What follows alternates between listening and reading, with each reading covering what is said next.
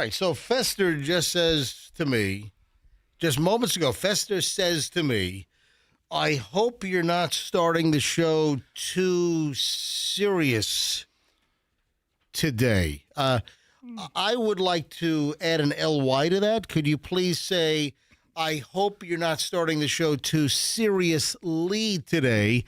Yes, I'd like to buy an adverb, please. Well, we don't always like adverbs. Lolly, lolly, lolly, get your adverbs here. Yes. Lolly, lolly, lolly, get your adverbs here. Yes. Well, Why would you say, I hope? As a matter of fact, I had. you probably had something very serious to talk about this morning. Why are you talking like Kermit the Frog? Because I lost a bet to my son, and the bet was that I have to talk like Kermit the Frog the entire first segment. Oh, no. No, you're not doing I am. So let's talk about Nancy Guthrie or whatever else you want to talk about. Why is your son in here today? Doesn't he have school today? Well, that is incorrect, sir. In Hillsborough County. It's Fair Day? It is Fair Day. Oh, okay, gotcha. Yay, Fair Day! Okay, all right. Dude, So, all right, stop. the last two times. No, I'm turning your mic off. You're not talking like... Two times.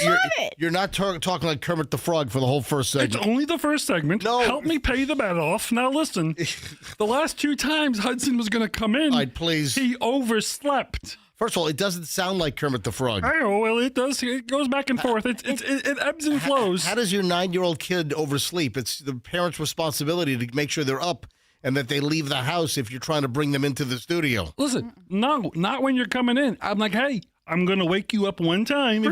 First of all, you don't even sound like Kermit the Frog. You don't even sound like... I kind of do. Well, now you're morphing a little better into Kermit. It goes in and out. Anyway, That's great. I was about to talk about the latest on the Nancy Guthrie situation, We have and you're breaking talking news. like Kermit the Frog. Hi-ho, breaking news from Arizona. All right, stop. All right, honey, did I pay the bet off? All right, that's all it. right. All right, The bet's paid off. So He woke up. Good. I woke him up one time. He got out of bed. He goes, hey, I'm awake. That means you got to talk like Kermit first segment. And I was like, you're right. First of all, the kids are off from school in Hillsborough County today in order for them to go to the fair, Right. not get dragged into the MJ morning show.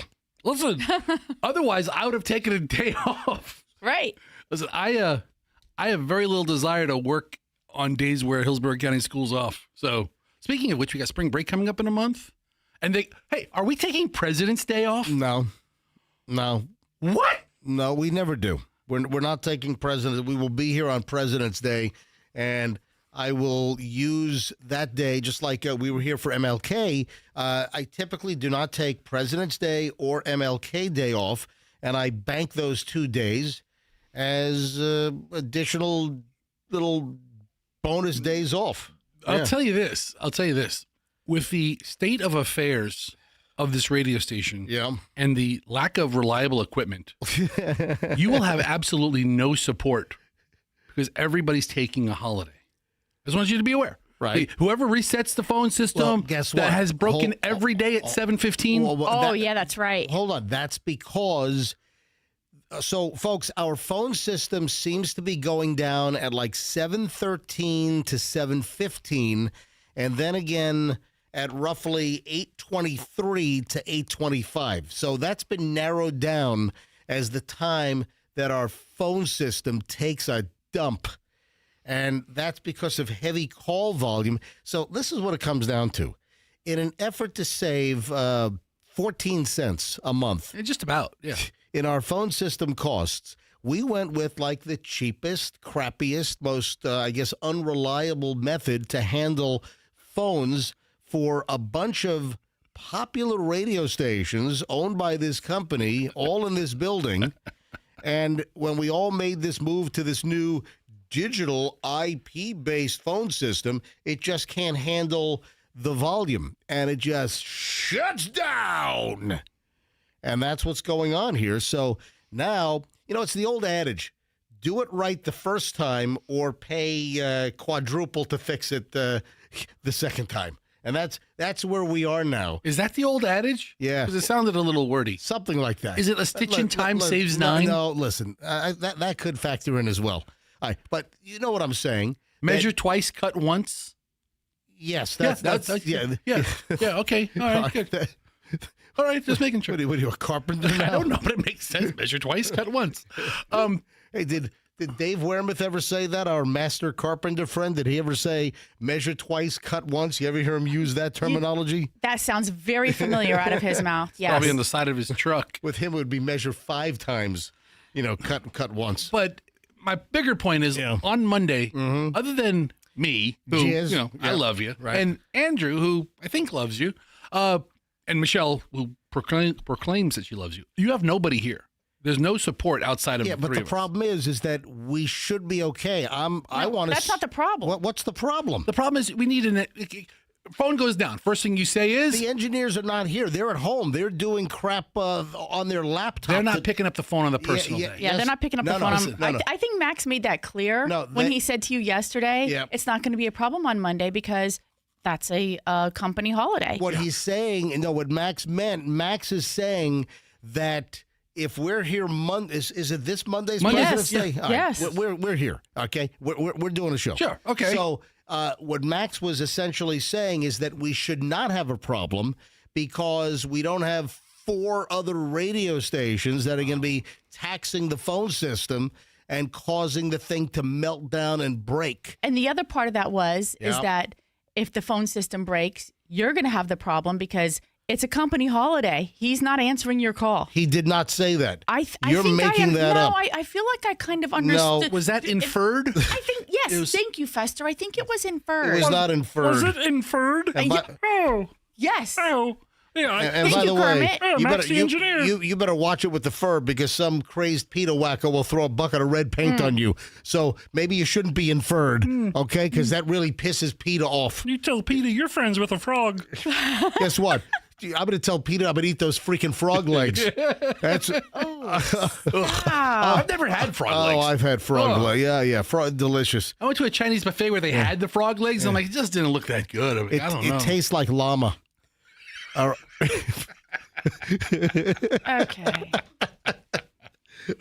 All right. I knock it off with Kermit the Frog. Okay. Yeah, we will be here on Monday. All right. And you know what? I'm going to really put the phone system through the paces. Wait. I'm going to give away an erroneous $1 million at 7:15. No. Open line Monday. Yeah. See, Fester. Yes. What bet did you lose? So the bet was that if Hudson hadn't woken up the last 2 times I said you're coming to radio, I'd give him a couple of nudges. if Hudson hadn't awakened. So he rolls back over, goes back to bed. So I was like, okay, I'm going to wake you up one time. If you don't get up, I'm leaving without you. No, I don't feel bad about it at all. Right. He says, I bet you I wake up. He goes, you want to make a bet? I'll wake up. I was like, what's the bet? He goes, the bet is if I wake up and I go to radio, you have to talk like Kermit the first segment. Well, what caused him to think of that? That sounds devious. It sounds funny. All right. I mean, sounds sounds funny. something like sarcastic people do. Feels like the kid's a pretty funny kid. I don't know You know where he what? gets it from. I would have been much more impressed if Hudson said, if you lose the bet, you've got to talk like that Charlie Hunnam. What's that guy's name? Oh, from the Ed. Yeah. No, why would he know that? You got to talk like Charlie Hunnam, the guy Ed Gein. the guy that played Ed Gein in the Netflix Monsters series. What impressions do you do for your kid? Exactly. I mean, what a weirdo To creep you them are. out. I know. Not something from Sesame Street. Let's do something from Silence of the Lambs or from some monster series. It's me. Yeah. Hi, it's Ed Gein. What are you normalizing it for them? You want Hudson to tell you about the new nipple ottoman I have for him in his bedroom? No, I want to hear about the nipple lampshade. That's what I want to hear. All right, so yes, I was going to mention with the whole Savannah Guthrie mother situation. Mother! Now the report comes out that the Pima County Sheriff is withholding or blocking evidence from the FBI? What the heck? Is that real? Get me this Pima County Sheriff on the phone. He's at a basketball game right now. He's not worrying about this case. Michelle, is it your thought that maybe the Pima County Sheriff has done things wrong, or do you detect any incompetence? Or Well, I don't know that I want to call it incompetence. I just feel like he lacked resources for this type of event. Right. And I mean, we looked it up. He only has like 1,500 employees total for 9,000 square miles. Yeah, right. It's a big county. Isn't like Pima County.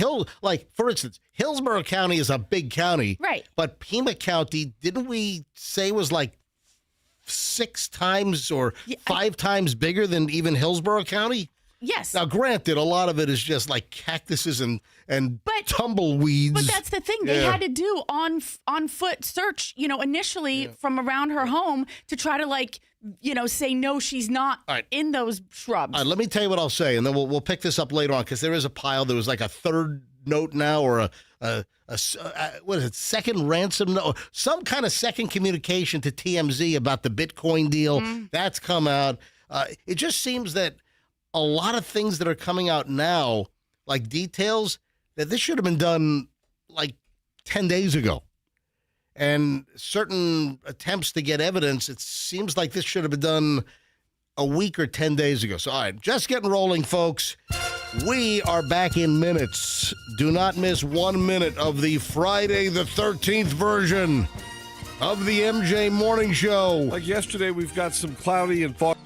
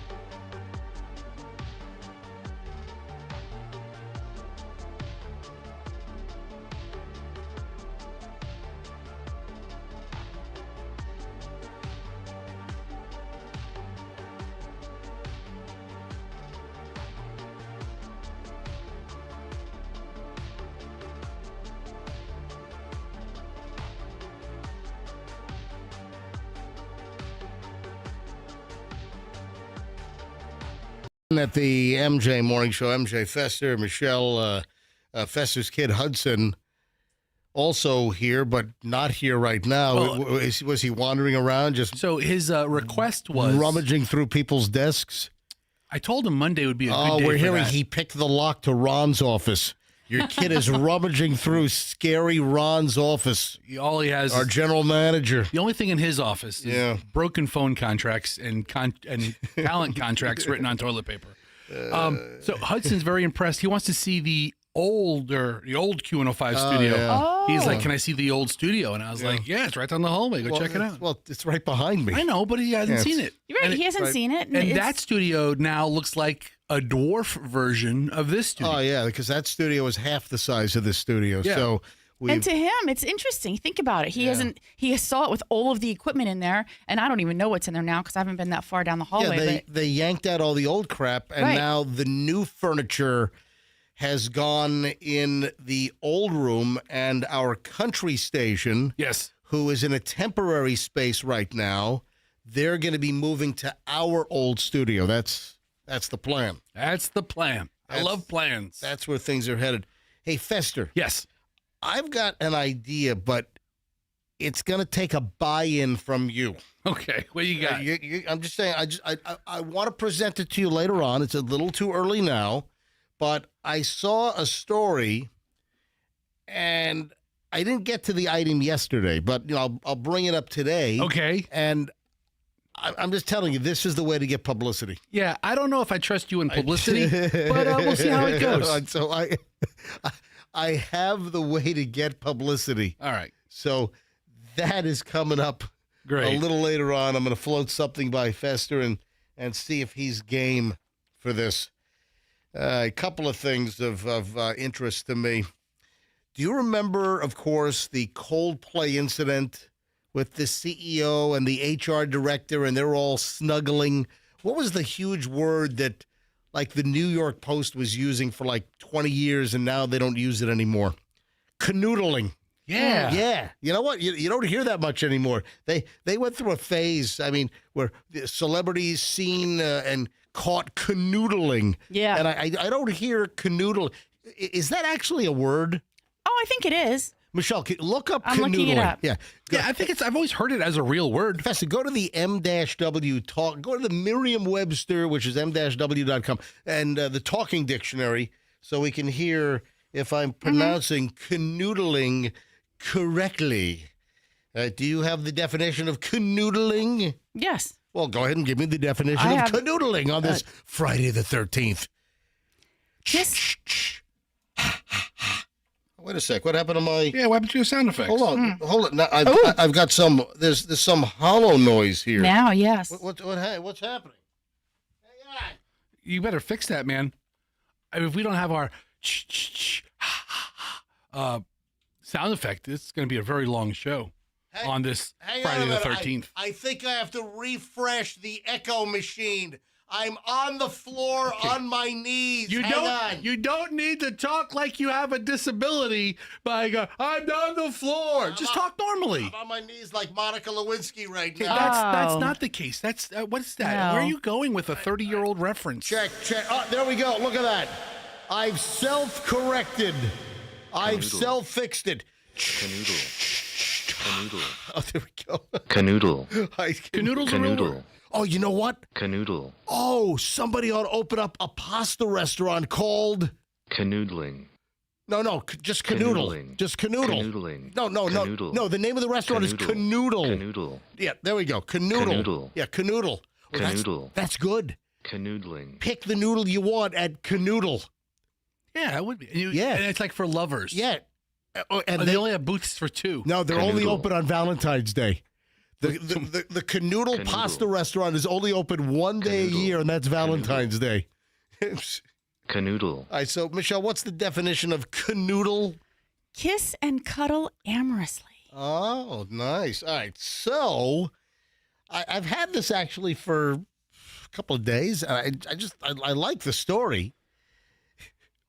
So the couple from that big tech firm up in Boston, where the CEO had to resign. Yeah. I think the HR director, I think they're both out of the company, right? Okay, yeah. Because they were having a little thing going on. They were caught at that Coldplay concert at, the Patriot Stadium, Gillette Stadium, and they were caught on the kiss cam, and they were holding each other in an embrace. Yes. Then they realized they were up on the big Jumbotron. We're all with you. Yeah, the Coldplay, and then they ducked. Yeah, and, this isn't breaking news to anybody. We all know. I know. I'm resetting the story. All you had because to say was, remember the Coldplay couple, and everybody's up to speed. Yeah. Oh, so I didn't need all the canoodling stuff? Well, no, the canoodling was good, but this whole, they worked for a tech company, and he was the CEO. This is breaking news 2 days later, but. Guess what?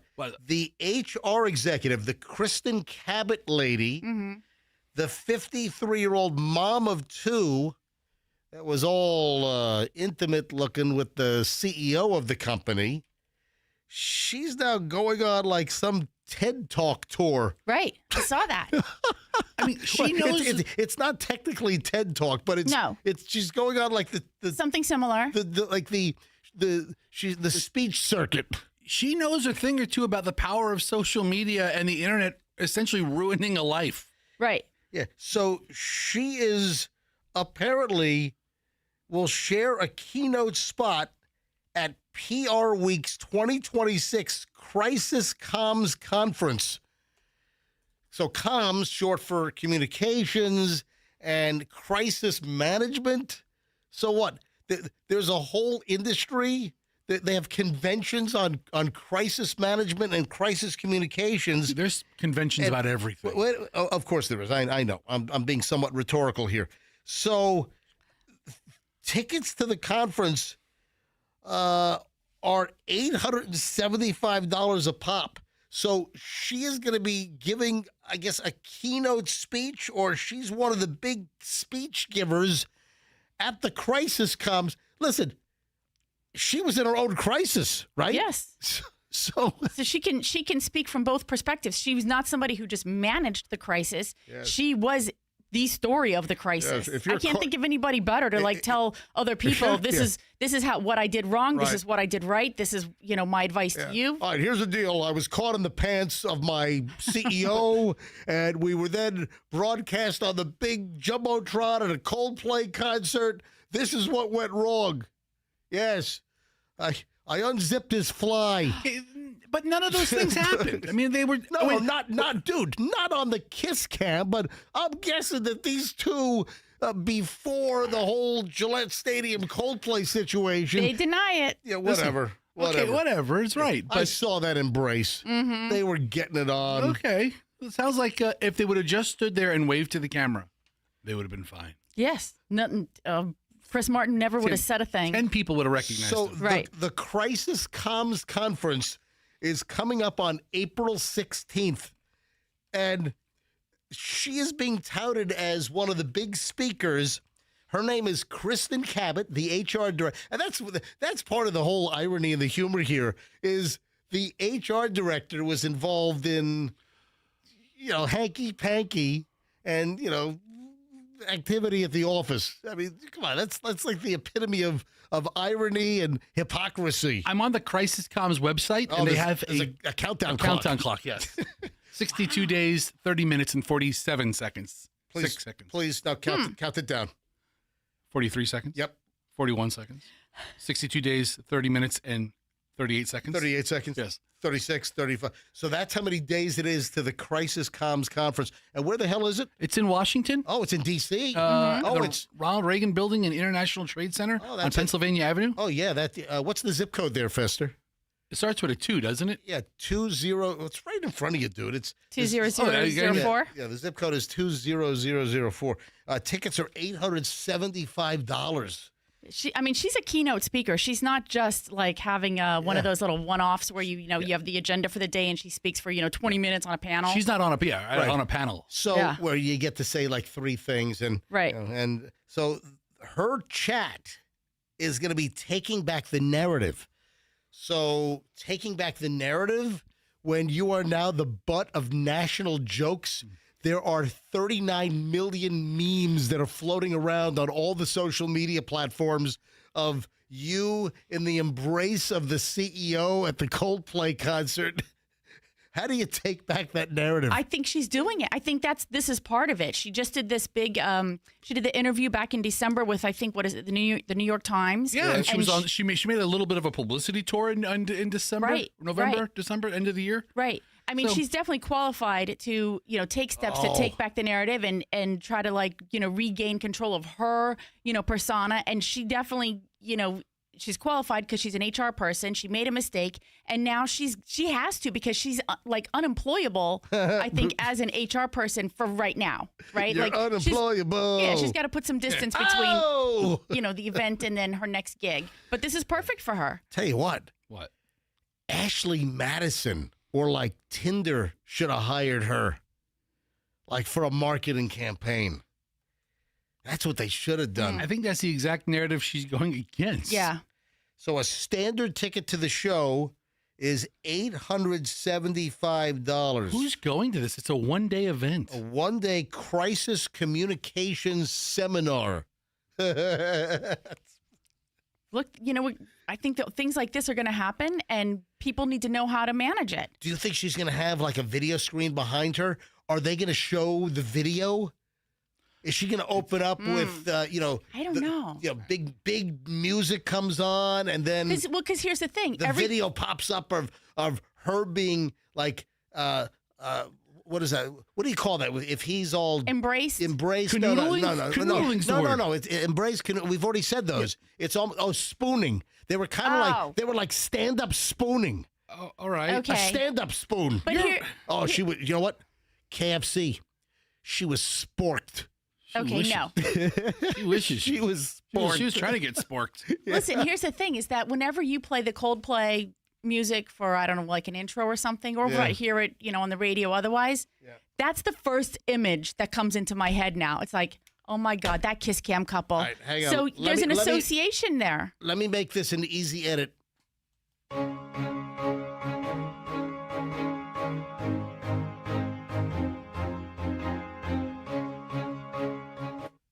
That music? Yes. Okay, I just wanted to make it easy for Andrew to pull it out of MJTV Replay and the podcast so we don't get banned for the day. On the website, it describes her as the former chief people officer at Astronomer, the name of the company. She's the former chief penis officer. HR expert and anti-bullying advocate, which you seem to be bullying. You seem you're coming at this woman. Listen, you called her a chief penis officer. I mean, you're with the CEO guy. But people who do it in the office. You're attacking me lately.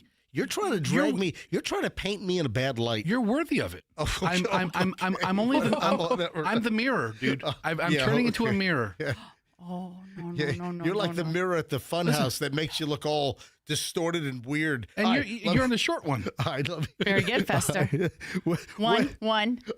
When we get back, the early morons in the news rolls next on the MJ Morning Show here on Q105, 104.7 FM.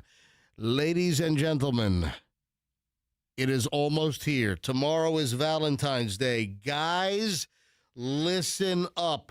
The Valentine's surprise that will make her happy for years and years to come is sitting there right now and waiting for you at IDC. Beautiful jewelry from International Diamond Center.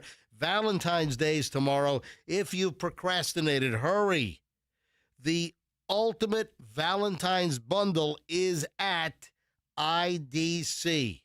So they put together a special selection of ready-to-wear gifts, classics like diamond pendants and diamond earrings, stunning new creations. We've got unbelievably gorgeous Italian fine gold jewelry, rare gemstones, and you can let the experts at IDC help make it easy for you. If you spend as little as $199, they'll give you the roses, the chocolates, and a gift card for dinner at Bascom's Chop House. This is a no-brainer. Or if you want to get a great finance deal, you can also get 0% financing, 0% interest for 36 months. So for Valentine's Day, guys, it's International Diamond Center, Tampa, Clearwater, Lakeland, and Sarasota.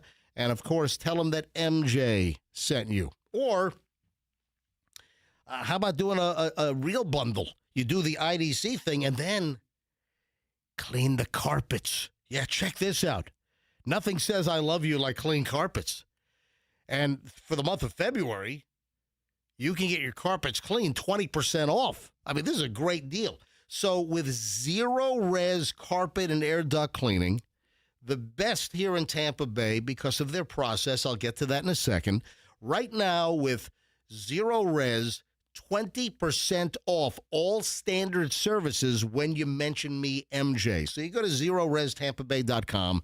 You can call them up, which is what I recommend, or you can book online, but always tell them MJ sent you 20% off your carpet cleaning and other standard services right now. They use ZR water. They don't use the chemicals, the soaps, the shampoos like the other companies. Those leave a residue. That's why Zero Res is aptly named. Zero Res means zero residue. They get your carpets cleaner and they stay cleaner longer. Better value.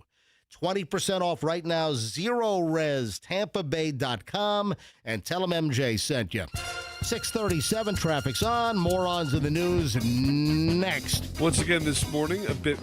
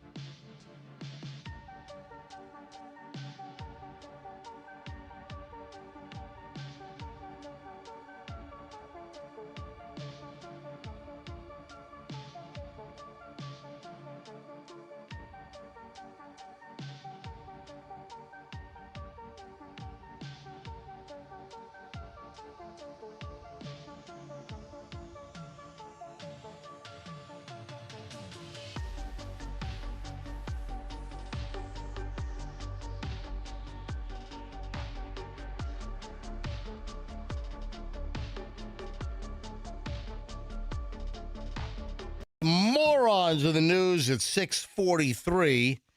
Of course, we start with a Florida story. 2 arrested after bringing a 14-year-old to a Florida strip club. I mean, okay. Yeah. Jacksonville. Yep, 2 people arrested. They brought a 14-year-old to a gentleman's club. That's right. Let's call it a gentleman's club. In Jacksonville. What's the name of it? And provided the teenager with alcohol. Oh. See, that's what broke the law. Yeah, well, hold on. Don't they have like a bouncer at the door that would say, hey, can I see some ID? Yeah, you're not quite looking 21. So, listen, if they serve alcohol, then you have to be 21. And then if they don't serve alcohol, what is the deal in Florida? So if it's like full nude, you can't have alcohol. That's what it used to be. I don't. Listen, I'm not a strip club aficionado. Obviously. Yeah. I mean, I have never been to the Dollhouse. I was at Mons Venus twice. Once because that's where all the Power Pig folks took me for my bachelor's party. Of which you were probably the first to leave. Yeah, he was. Yeah. Seriously, I was. I know. I was the first to leave. You know what? We went to Mons Venus, and then we walked across the street to 2001.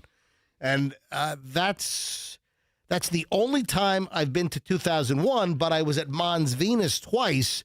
The first time for my bachelor's party before I married Michelle over here. And then, unbelievably, the second time I was there was with. What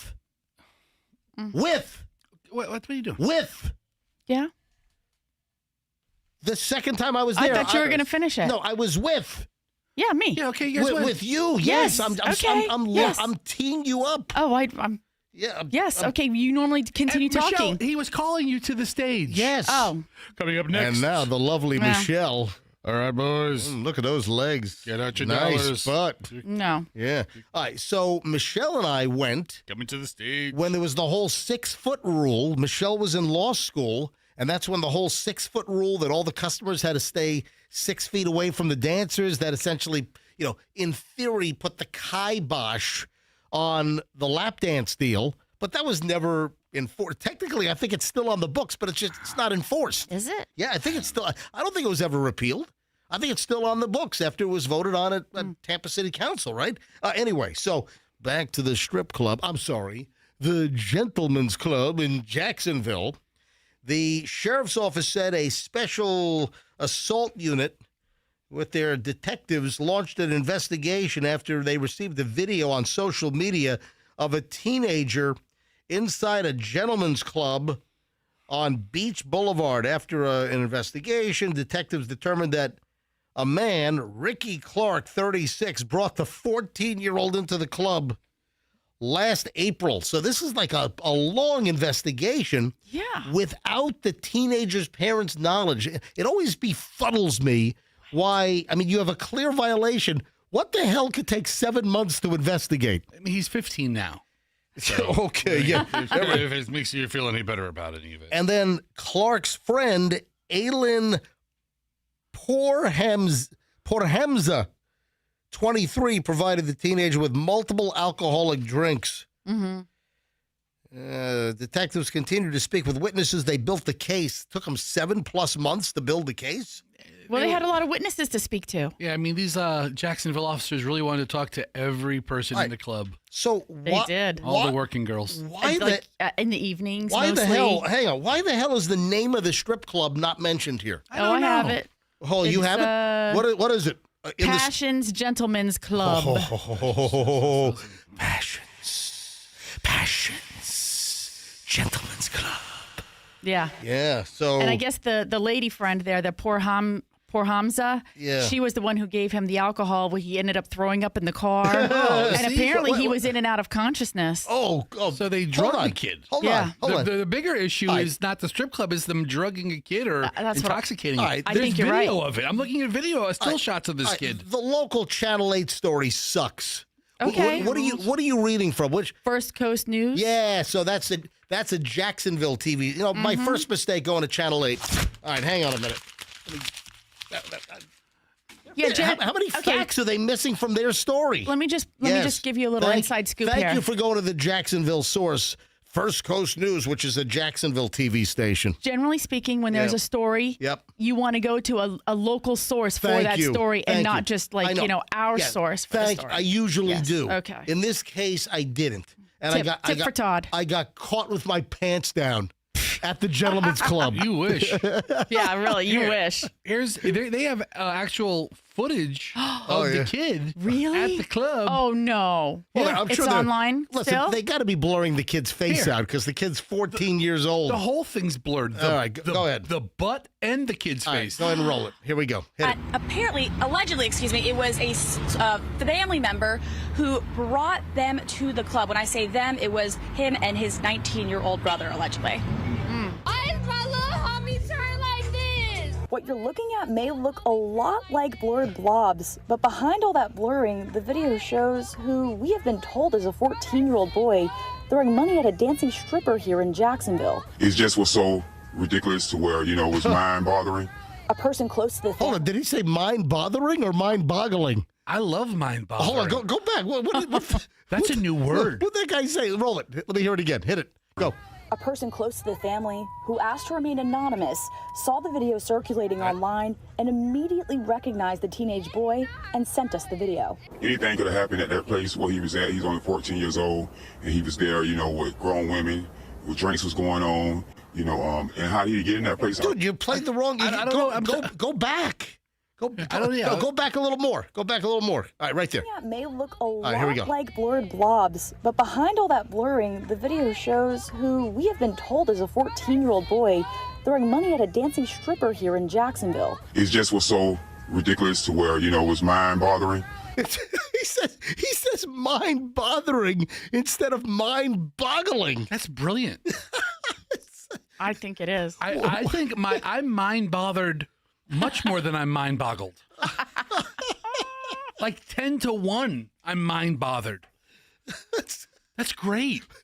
Is there a term? What is it called when somebody mispronounces? Malaprop, I think. Is that a malap? Yeah, where you say something it's wrong, but it's actually pretty good. It was mind-bothering. It was mind-bothering. I'm all mind-bothered. Yeah. He makes perfect sense. I know exactly what he means. I think we should start in. That could be the word of the year.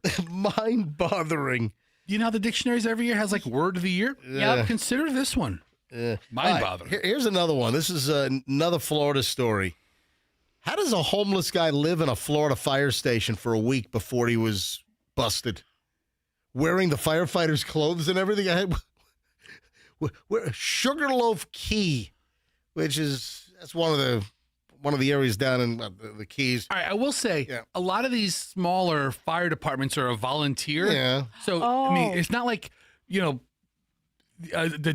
precinct in South Tampa where it's manned 24 hours a day. The fire station's not called a precinct. Whatever. That's I don't care. a police station. Nobody gives a spit. All right. Dude, you're mind-bothering me today, dude. Seriously. A homeless man from New York took up residence inside a fire station in the Florida Keys for about a week before he was discovered. Deputies said Monroe County fire officials contacted the sheriff's office earlier this week and said that an unknown man later identified as Mark Alvarado, 45, was trespassing at Sugarloaf Fire Station 10. Are you telling me that Sugarloaf has 9 other fire stations? At least when deputies arrived, they found him in the second-floor living quarters.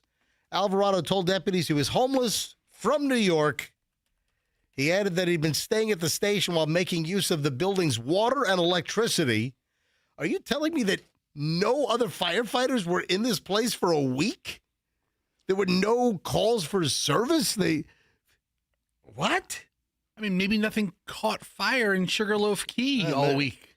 Do they have? Is it like a volunteer fire department, or is it a real, or is it like a satellite precinct? Listen, according to the Monroe County Sheriff's Office, he was wearing a Monroe County Fire and Rescue polo shirt and shorts that he stole from the station. Holy crap! I'm shocked.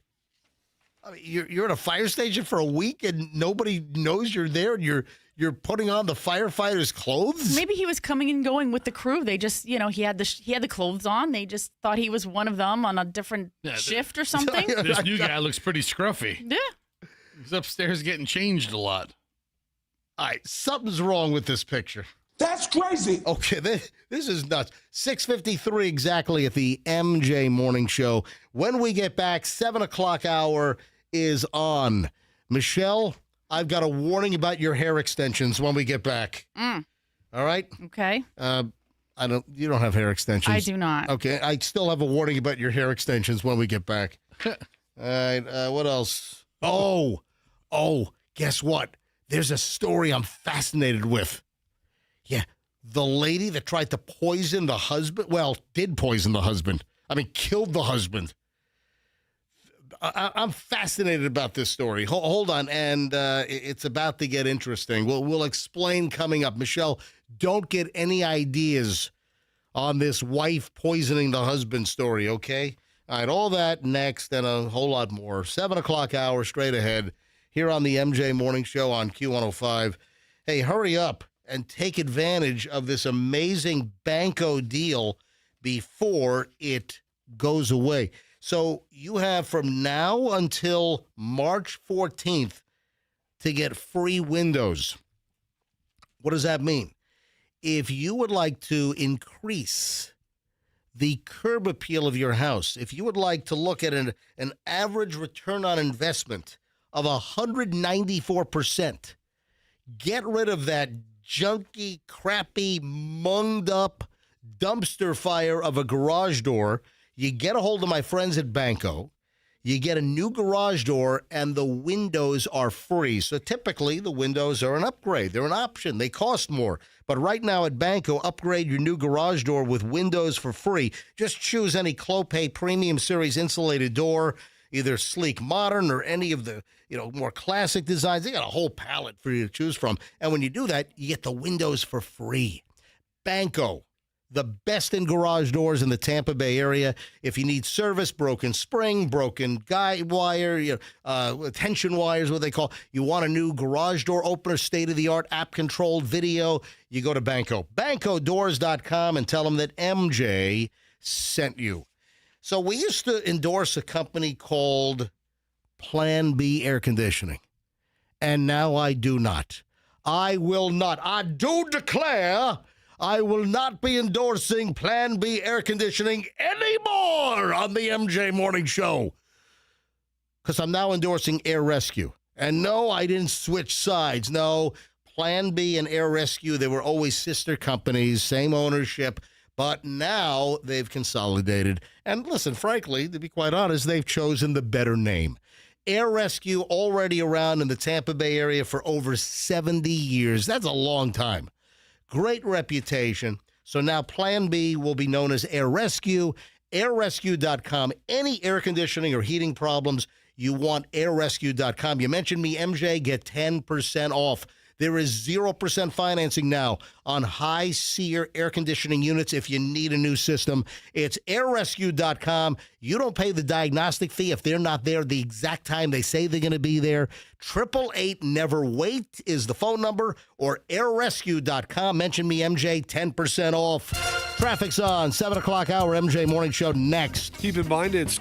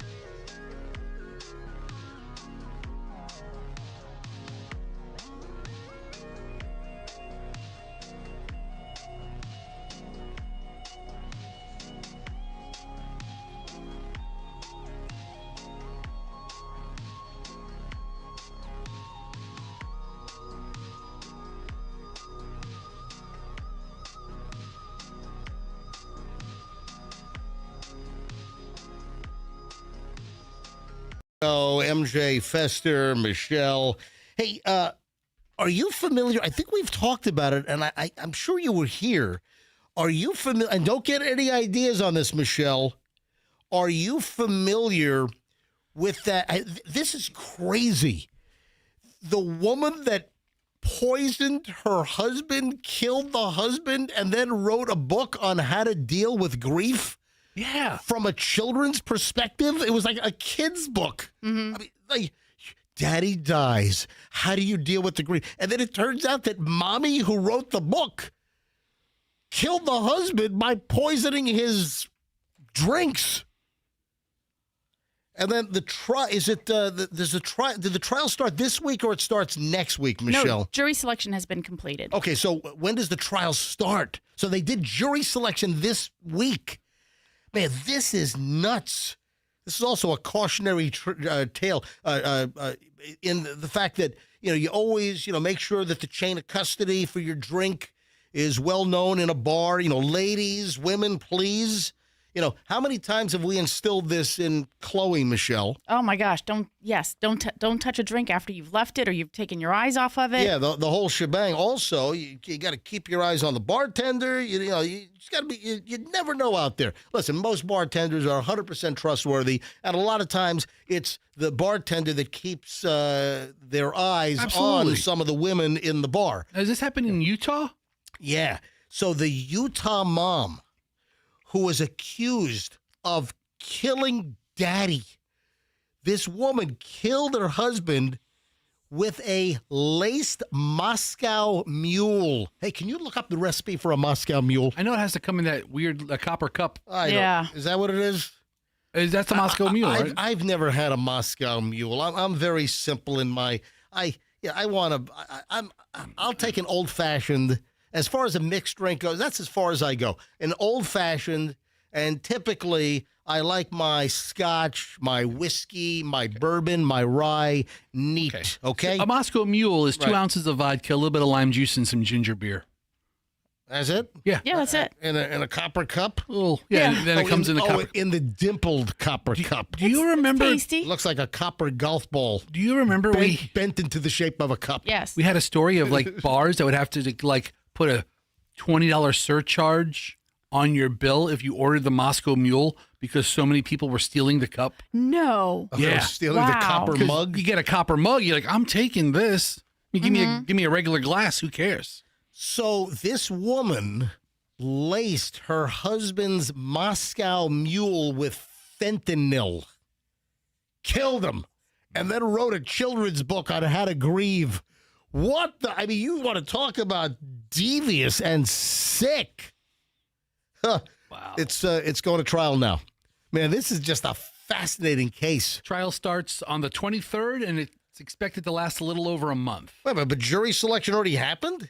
I mean, the trial starts. Yes, the jury selection, they set aside a certain amount of time for it. Maybe they thought it was going to be a little difficult because of it being a high-profile case. But typically, doesn't jury selection happen and then it goes right into trial? Yes, when it's a very simple trial, a lot of times, yes. Or depending on the calendar of the court, the judge, yes, that's it. It sounds like you're scolding me, lawyer. But it sounds like you're not listening to information. I mean, listen, let her explain. Oftentimes, if you have a case where I think in this one they probably anticipated that a lot of the individuals who were in the possibility of being selected as a juror have heard about the case, saw some coverage of it, so they maybe thought it was going to take a little longer. And kudos to them, they wrapped it up early. Now they have a hearing, I think, even earlier, maybe next week, and then the trial will, I think, start, as Fester said, February 23rd, and they think it's going to be 5 weeks.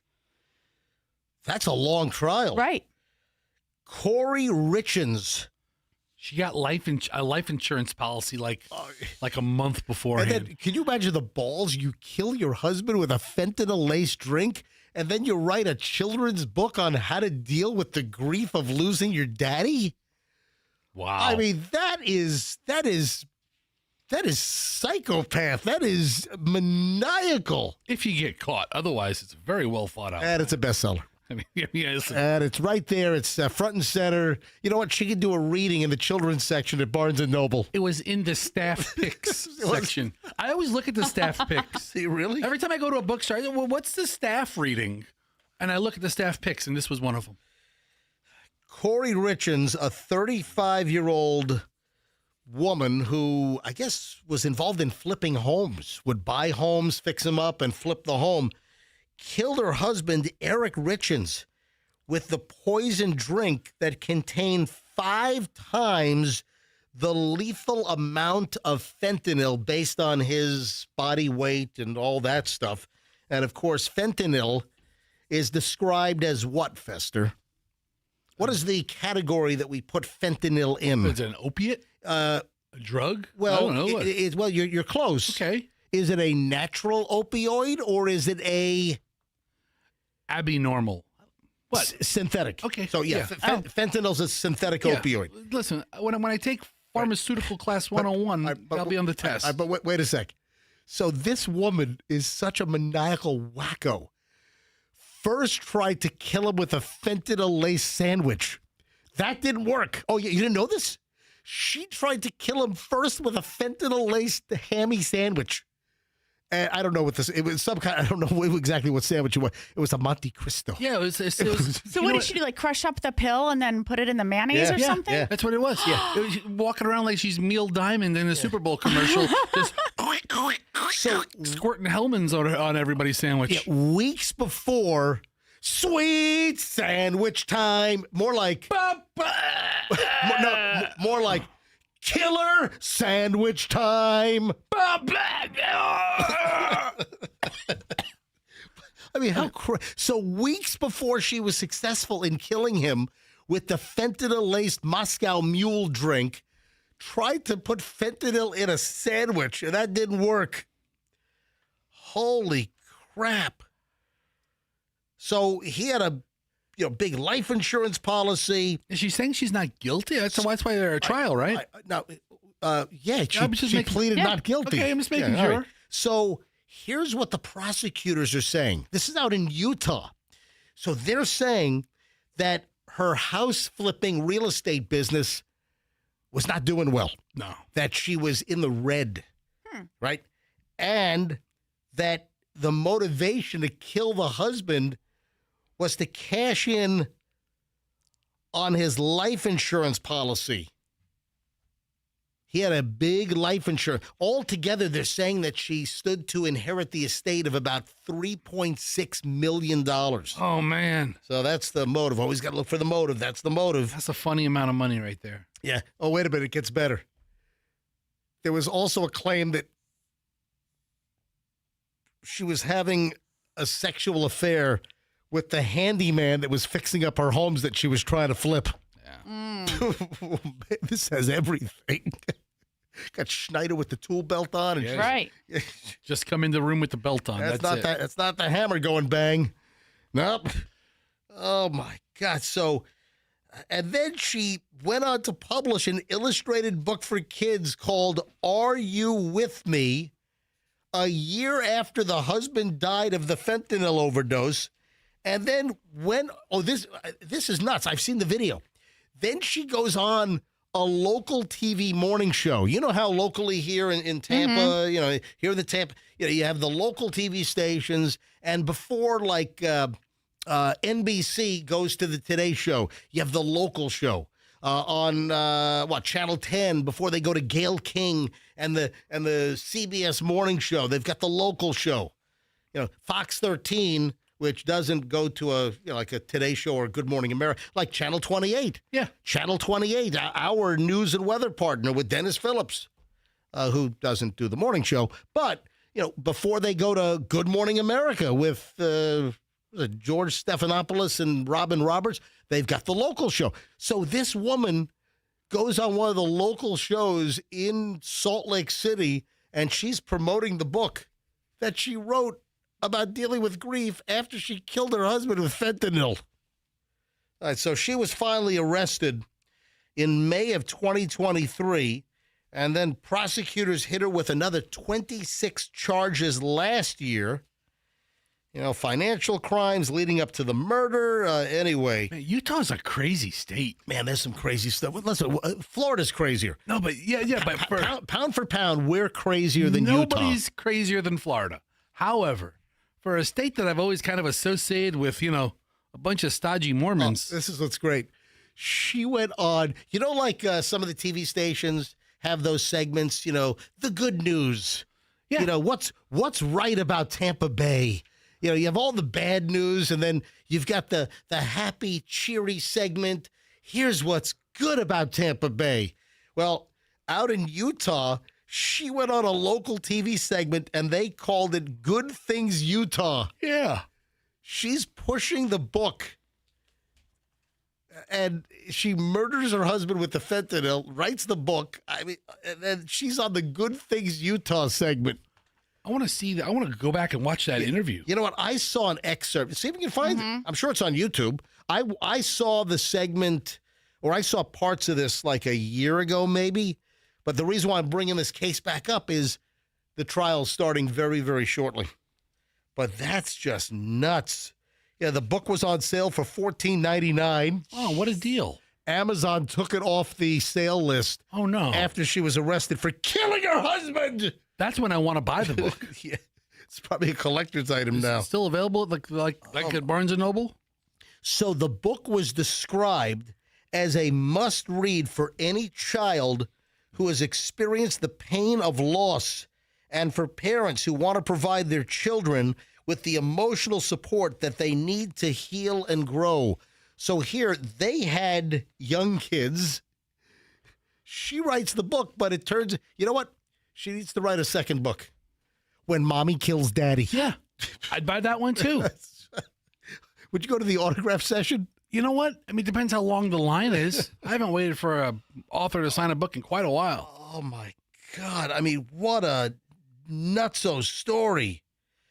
And then she also, on top of his life insurance policy that was known, she then secretly took out life insurance policies in his name.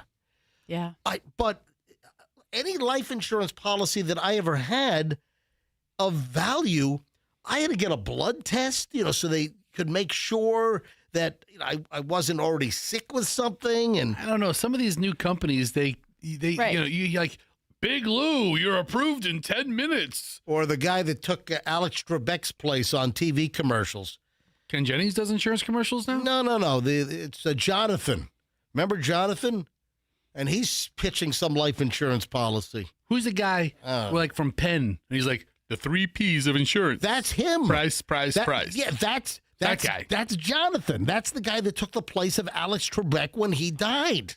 Was Jonathan like, honey, I have great news. I just landed the insurance spokesman gig. They should have made Jonathan the host of Jeopardy. They should have. Yeah. So, he's the black guy. A lot of times Alex Trebek was the original white guy. Oh, he was the white guy. Yes. Yes. Jonathan doesn't have a mustache, or does he? I don't know. I don't know. So, a lot of times with insurance, there's like a 2-year waiting period. No. Or a look-back period. You're thinking of self-harm. Right, like if they suicide. Yeah, so I think they could also investigate stuff in 2 years. I once had for numerous years, and then I just, I don't need the life insurance anymore. But what are you shaking? What are you shaking your head at?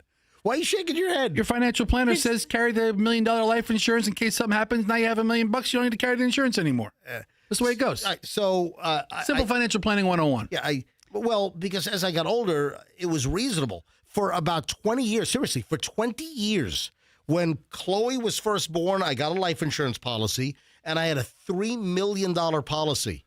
And it was only like $1,800 a year. I had a $3 million policy, and I think that I could not commit suicide. It was either I think it was 2 years. First 2 years. Yeah. So I could not commit suicide for the first 2 years. 2 years in one day. Also, like, let's say you then Michelle gets paid. Well, let's say you had a disease. Let's say you had, If Michelle hit me up with a fentanyl-laced Moscow Mule, payoff. I mean, And the tragedy of that not happening, which I'm glad you're here. Yep. But Michelle's an excellent writer. Okay. She would have wrote a great book. Great book. I would have really looked forward to seeing Michelle's grief book. Would it have been on grief? I mean, the tone that you speak to children in is really amazing. The reason why communication skills are the on point. reason why I'm bringing this up is because I had to take a test. I had to get like a physical and a blood. I remember I had to go. First time I went to some office to have my blood drawn for New York Life. I think my first one was New York Life, and then I think my second was Prudential. And in both cases, I had like a $3 million life insurance policy. First one was like the first 10 years back when Chloe was born, so like 2001 to 2011. It was like $1,800 a year for $3 million, and I had to take a test. Then it renewed in like 2011, another 10 years, and I think it went up to like $2,400 or $2,600. Still, not bad. I'll roll the dice on that. And I remember that they came to the office. I did my blood draw at the old studios on Gandy. The phlebotomist, the blood sucker lady, she came to the studios at the old radio station on Gandy. Okay. Right. And you got that policy. I got that policy. And then when it was time for renewal in, 2022, I think, or whatever it was, just a couple of years back, then the freaking premium went to like $12,000 a year. I'm like, I'm not doing that. I'll do, $2,800, maybe $3,000, because it gets more expensive as you get older. For the amount of money's on the line, I mean, 60-year-old men, you know what they like to do sometimes? Hey, Michelle. Yes. Kick the bucket. All right, are you aware that I am not? I don't even know if Michelle knows this. Michelle, are you aware that I do not have a life insurance? We get some measly, piddly crap through our $10,000 for being an employee here. Great. Yeah. That's the one I know we have. Yeah, that'll carry you. Yeah, $10,000. Yay. Are you aware that I don't have the big money policy for my life insurance any longer? Of course. Okay, you are aware. I'm aware of that. All right. I just want to point out that that the sandwich that you were referring to that she laced with fentanyl. Yeah. What kind was it? She presented it to him on February 14th with a little Valentine's Day note my God, in his truck for lunch. It gets sicker and more twisted. Yeah. It was and then she left to spend the day with that man that she was having an affair the with. handyman. Hold on. Gave him a fentanyl-laced Valentine's murder sandwich and then went and did the handyman? Oh, my God. Happy Valentine's Day. Right? How maniacal is she? Oof. Oh, my God. Man, this is nuts. And, of course, tomorrow is Valentine's Day. Yeah. Oh, yeah. Love is in the air. Oh, yeah. Love is in the air. Tomorrow's the day. No, I got a new version of it. Hang on a minute. Love is in the air. Fentanyl is in your sandwich. And also your Moscow Mule. Oh, yeah, and the drink. Hey, what a great Valentine's Day story, huh?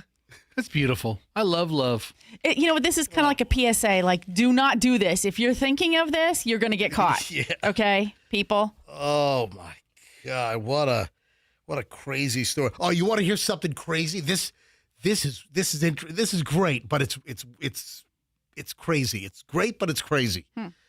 It has to do with the new chocolate ice cream, my recipe that will soon, not yet, folks, will soon be available at Small Batch Creamery. So Alfred brought in yesterday the latest run as we're tweaking my chocolate recipe. Of course, at Small Batch Creamery on 4th and St. Pete, my MJ's Triple Killer Vanilla Ice Cream has been an absolute smash. Best-selling flavor by far in the nearly 4-year history of Small Batch Creamery. And now my next flavor is a flavor, again, that I developed at home. And it's my chocolate, the most decadent, richest chocolate you've ever had. A flavor profile that will knock your socks off. And we're calling it Milton Fudge Cow. Hysterical. All right? That's going to be the chocolate. So Alfred brought the latest incarnation. I think we're there. I think, we can probably set a date now for the launch. But you're not going to believe what happened at the store yesterday. Something happened. And we'll tell you next. Oh, Michelle, you looking forward to Ebor tonight? Oh, I am. Yeah, we got to get into this. There's something regarding Ebor, which I don't know if this has ever happened. This is very interesting, okay? So I want to talk about that a little bit later. But you are cordially invited, folks, to join Michelle and me at the Funny Bone Comedy Club tonight because I'm a huge T.J. Miller fan. He played Erlich Bachman on Silicon Valley. He's been in multiple movies. I love T.J. Miller. Fantastic. And he's in town tonight and tomorrow. And Michelle and I are going to be at the 7 o'clock show tonight. So this Friday night, tonight, 7 o'clock. And I couldn't believe how reasonable the tickets were, like $37 all in. Fees, taxes, all in, like $37. I'm like, wow. That's a deal, man. That's a deal. So if you want to join Michelle and me and see the great T.J. Miller, he's got 2 shows tonight. There's a 7 and I think a 9:45 tonight in Ybor, and it's the Funny Bone. It's the old Tampa Improv. Yeah, the same location in Centro Ybor. Yeah, it's now called the Funny Bone. So, hey, listen, if you want to see T.J. Miller, it also, hey, I'm happy to say hello to you. Michelle and I will be sitting at some table. And I think the tables are for 4, so we're probably just going to get paired up with some other couple. Yeah, lucky couple. Exactly. And then for I hope it's not like some fat guy and you sit behind him. And then for Valentine's Day, there are 2 shows tomorrow night. So I'm telling T.J. Miller's hysterical. I don't talk about many stand-up comics. And listen, there are a lot of good ones out there, but, man, I'm a T.J. Miller fan. So, hey, join Michelle and me at the Funny Bone in Ybor tonight at 7 o'clock. Or if that's too early, go to the later show. Catch me walking out. All right. All right. So 7:23 at the MJ Morning Show. When we get back, the chocolate ice cream deal. And a whole lot more. The Savannah Guthrie, I'm about to go off on this Savannah Guthrie situation. So that's coming up. We have a lot. Next segment, packed, loaded. Next on the MJ Morning Show on Q105, 104.7 FM.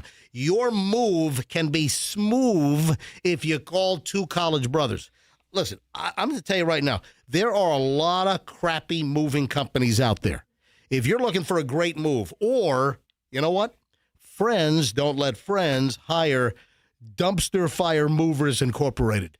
If you know somebody, a coworker, a colleague, a neighbor, maybe your kids, of course, you. If you need a mover, you call 2collegebrothers.com. Smartest move you'll ever make. Highly trained, background checked. You're not getting movers that just got sprung from county jail. No, you're getting heavily background checked, drug screened, highly trained. They're wrapping all the furniture in the heavy, heavy moving blankets. They're handling your boxes with care. It's 2collegebrothers.com. Mention me, MJ. They'll give you free moving boxes. 2collegebrothers.com. Remember, it's got to be 2collegebrothers.com. The smartest move you'll ever make. Another brilliant move is when you want a Ford, you go to Veterans Ford, Linebaugh, and the Veterans Expressway. You see it right off. You see the big, the rooftop, the cars up on top. So Veterans Ford, I'm telling you right now, you will have the best experience in the Tampa Bay area when it comes to Ford from Veterans Ford. Let me tell you why. They're not going to car dealer you to death. It's just an easy environment. I've been in there so many times. I've just seen how they operate. I've had countless acquaintances, friends that have picked up a vehicle. Fester drives a brand new F-150 XLT that he just got at Veterans Ford and loves it. When you walk into Veterans Ford, you tell them you want the MJ deal. Seriously, what does that mean? It's not lip service. When you walk into Veterans Ford, you tell them you want the MJ deal. That means no other Ford dealer in town will give you a better price. You want to pay more? Go to a different dealer. You want to pay less? Get the best deal? You tell them you want the MJ deal. Veterans Ford, Linebaugh, Veterans Expressway. Tell them MJ sent you. Traffic's on with Shriner. MJ Morning Show back in a minute. Keep in mind it's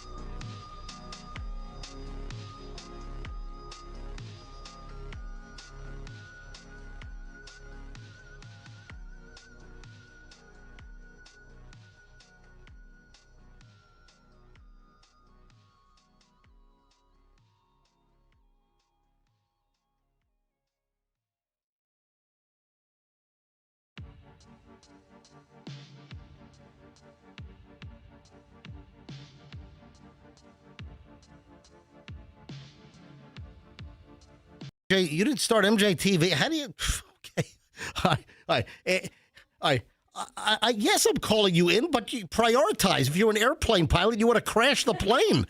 So I tell Andrew, hey, come in the studio and get Alfred's number. See if he can get him on the phone. And then Andrew runs in here and doesn't start MJTV. Okay. All right. That's And okay. that's my fault? Yes. All my fault. You All right. wait until the last minute. Yeah. All right. So this is great. Well, because Andrew was gone for the whole commercial break. I try to get him. All right. So call Alfred. See if you can find Alfred. If not, I can tell the story. So my chocolate ice cream is about to launch with Small Batch Creamery. My vanilla, a runaway success with MJ's triple killer vanilla ice cream. And Michelle, how good is my chocolate ice cream? Oh, it's the best I've ever had.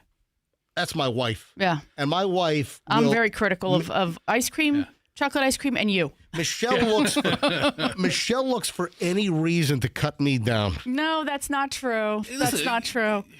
Michelle looks for any reason to belittle and berate me. Yeah. I wonder where she got that from.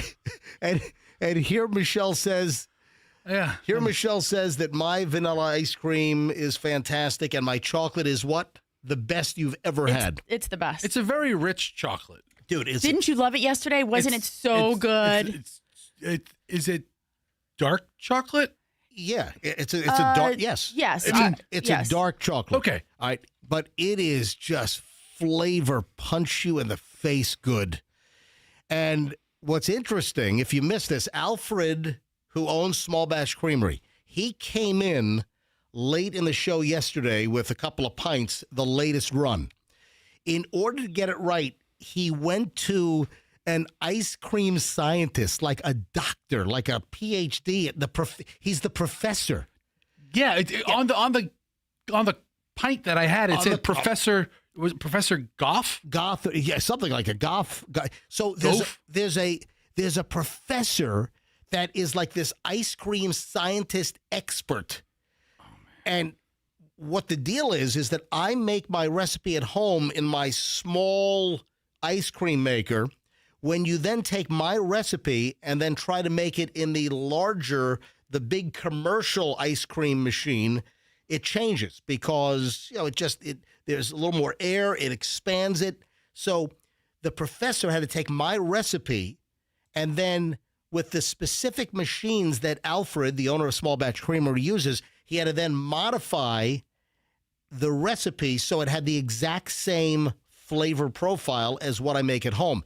And the professor did it. I mean, the calculations, how to expand it and scale it up.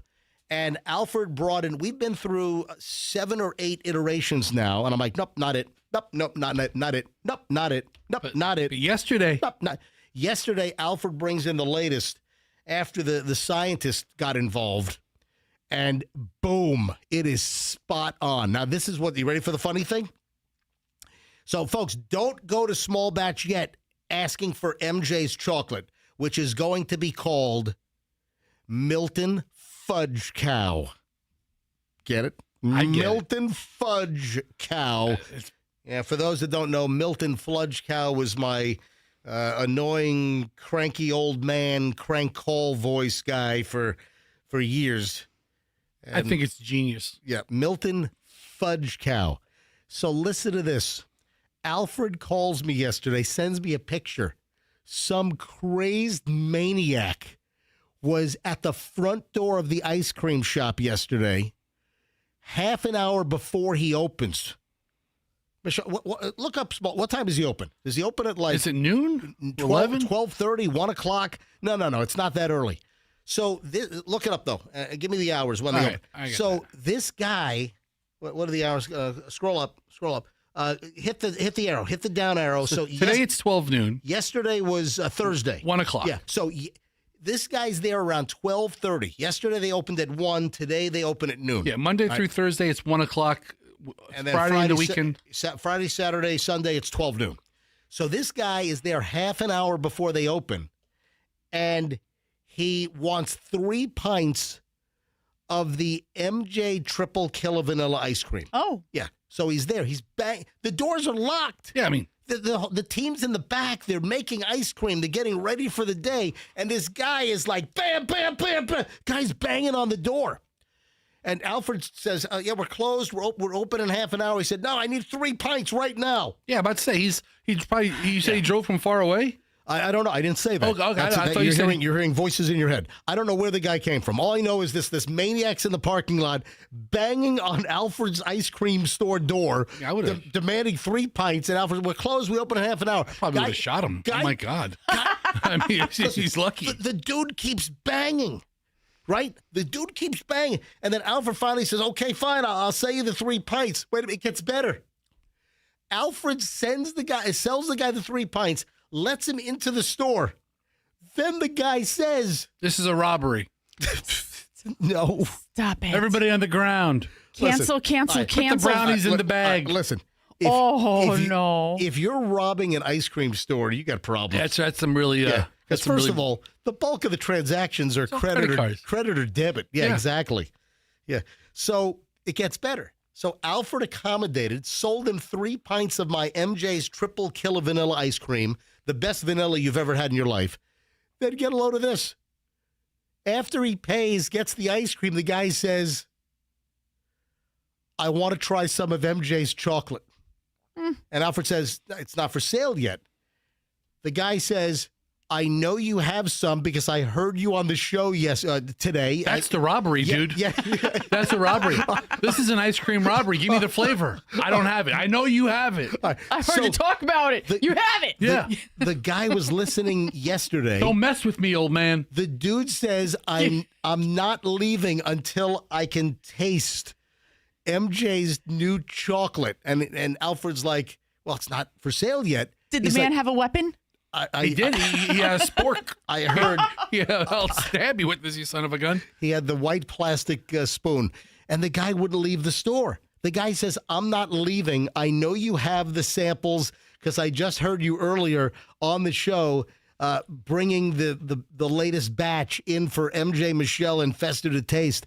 The guy planted himself, would not leave the store until Alfred went to the back and gave the guy a little sample of my chocolate. Alfred's got some nerve on him for not obeying orders right away. I'd have been like, everybody on the ground. I'll find this ice cream myself. What the is that?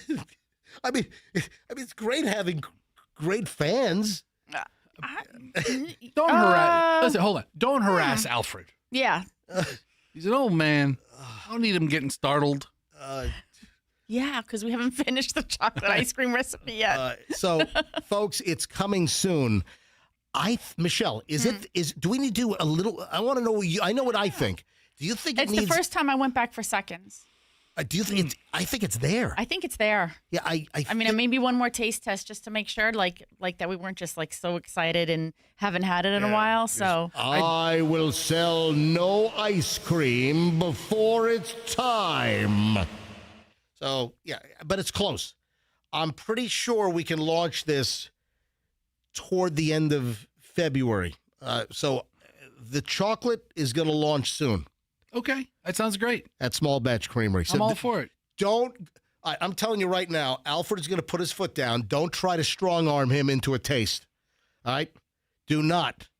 Well, also because he should not have caved into the guy yesterday. You opened the door, you know? It was a hostile confrontation. Yeah. Also, Alfred that could have turned into a hostage situation, too. He genuinely it sounds like it already was. Doesn't have the chocolate ice cream. He had it because we made a specialty batch for our purposes. Right. But he doesn't carry it or stock it regularly. If he doesn't have it, he doesn't have it. Yeah, I just got a text from a friend of mine with TPD, Officer David. Okay. He's working traffic this morning. Just got somebody for 87 in a 50 approaching the Courtney Campbell. And that's the ride along that I did a couple of weeks back. And if you have not seen the video, I pinned this. If you want to see how laser works, I did a ride along with Officer David Hazelzet with TPD. And this is 3 Saturdays ago, maybe. And I was out with him for a couple hours and just sitting on the Courtney Campbell approach, before Rocky Point, heading toward, the Courtney Campbell to Clearwater. And it was amazing. I mean, just the people. It's a 50-mile-an-hour zone, and the people just flying through there. And he just sent me an 87 in a 50. And he just said, I'm going to need some of that chocolate ice cream too, right? But listen to this. This is hysterical. I don't want to give too much away, but this is hysterical. He was also working traffic enforcement yesterday, right? Okay. On the Courtney Campbell approach, just before you get to the Rocky Point traffic light on 60. That's his honeypot. That's called a fishing hole. Okay. Right. So yesterday he sends me a picture of the laser gun, of the Stalker laser gun. Gets this commercial truck 81 in a 50. All right. So apparently this morning he's already had 87 in a 50. He got 81 in a 50 yesterday. And then sends me a picture of the back of the truck. I'm not going to reveal the name of the company. It's a food service company. And it wasn't a tractor trailer. It was a van. It's a food service company that I'm well aware of. And on the back of the van, it's got the big blue and white sticker. Safety is my goal. Call 888 da-da-da. And it's got the vehicle ID number and everything. So he says to me, he walks up to the driver. The first thing is, so safety is your goal. Tell me why you're doing 81 in a 50-mile-an-hour zone. That's funny. Oh, man, that's you're not amused like I am? No, I'm not. He's got the freaking safety. How's my driving sticker? So those how's my drive? Have you ever called one of the how's my driving stickers on the interstate over like a long trip where somebody cuts you off? I've called headquarters you before. have? I have several times. This officer who tagged him rightfully, he issues the ticket to the driver. Yeah. So the company may never find out that there was a ticket in their vehicle. What a lot of these companies, though, they do periodic driver license checks. So for liability purposes, listen, if you have some maniacal, reckless driving moron driving your company vehicle, that could put you, the company, in a very precarious position, and you could be exposed. Yeah, you could be liable. So a lot of these companies that have a lot of trucks on the road, they do like license or driving checks, at least once a year, I think. Yeah, but if you get a speeding ticket and you have an attorney handle, you get it withheld, and then you do the class and you get points taken off, they run a check. They're going, it never pops up. Right. It might not be something that triggers them to consider that you're not a safe driver anymore. This guy goes into work and he tells his boss, "Hey, boss, I got a ticket going, 80, 87, you said? 81? Mm-hmm. Well, this morning was 87 and a 50, and then yesterday was 81 and a 50. 80 something. That's probably not a good look for with a how's my safe driving sticker on the back of the vehicle. Call. You know what? He should have called the number right. Hey, this is officer friendly. I've just pulled over this vehicle for doing 81 and a 50. How's my driving? I'll tell you how his driving is. He's barrel-assing toward the Courtney Campbell Causeway. Maybe the company's like, you know what? Speedy delivery. We got a rush order. Oh man. Anyway, the video of me sitting in the unmarked Dodge Charger with him holding the laser gun and actually getting a car and us pulling the car over. The video is on my Instagram right now, Certified MJ Radio, and this is a couple of weeks back, but I pinned it, so it's at the very top. So if you go to Certified MJ Radio, you can see how this works. And if you get nailed by laser, boom. I mean, it is so precise and accurate. It's a done deal. None of this, you must have gotten the car next. No, you look through the viewfinder and it targets right onto that vehicle. It is as precise as hell, returns the results in like a nanosecond. Yeah, if you get hit with laser, you're done, All right, anyway, the video's up on my Instagram, Certified MJ Radio. That's Certified MJ Radio. And look, we pull over a Jeep. Yeah. And if you don't follow me, give me a follow.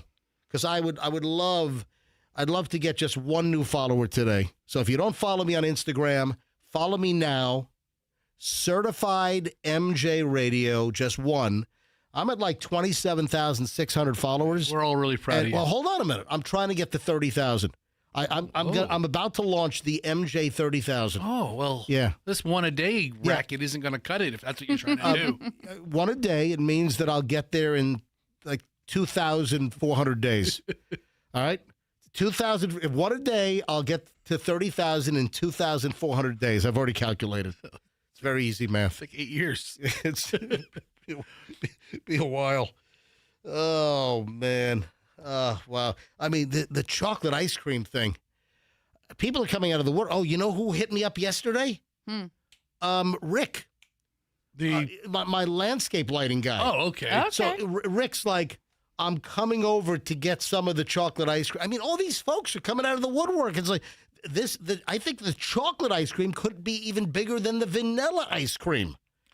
I think there's a bigger passion pool for chocolate. I mean, really? Yeah. If you like chocolate, I mean, okay. Who goes crazy for vanilla?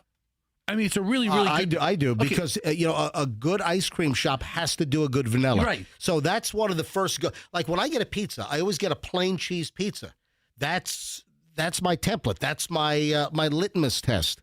So I always try. Well, Michelle, when we go to a new ice cream shop, wherever it is in the country. All right. First of all, Michelle and I, and Michelle can finish my sentence. Michelle, when we travel the country, what are the two things we always seek out when we're in a different city?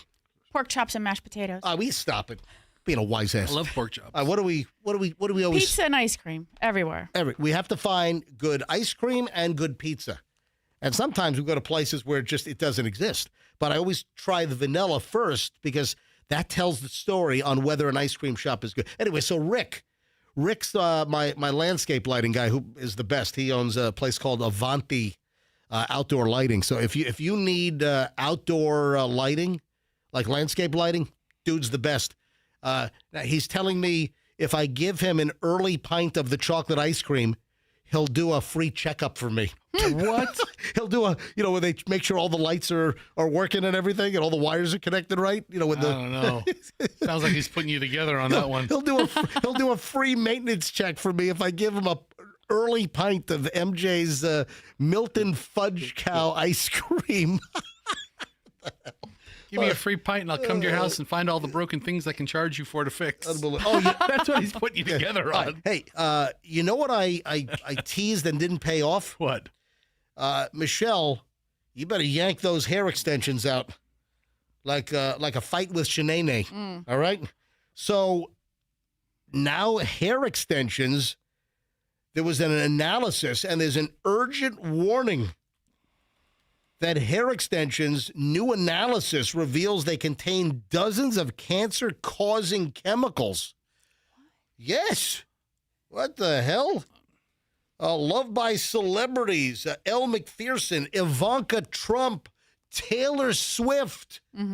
Extensions, plus Shanae, extensions, give the illusion of, a thicker, fuller head of hair. There you go, Fester. That's right. And now experts from Silent Spring Institute have discovered chemicals of concern in these hair extensions, including those made from human hair. I guess maybe it's the treatment, it's the processing. In their study, they screened 43 popular products sold online or added at professional salons for a wide range of chemicals, and they've uncovered traces of dozens of chemicals, including flame retardants, phthalates, pesticides, styrene, tetrachloroethane. That's like in your hair and could be seeping into your scalp. Yeah.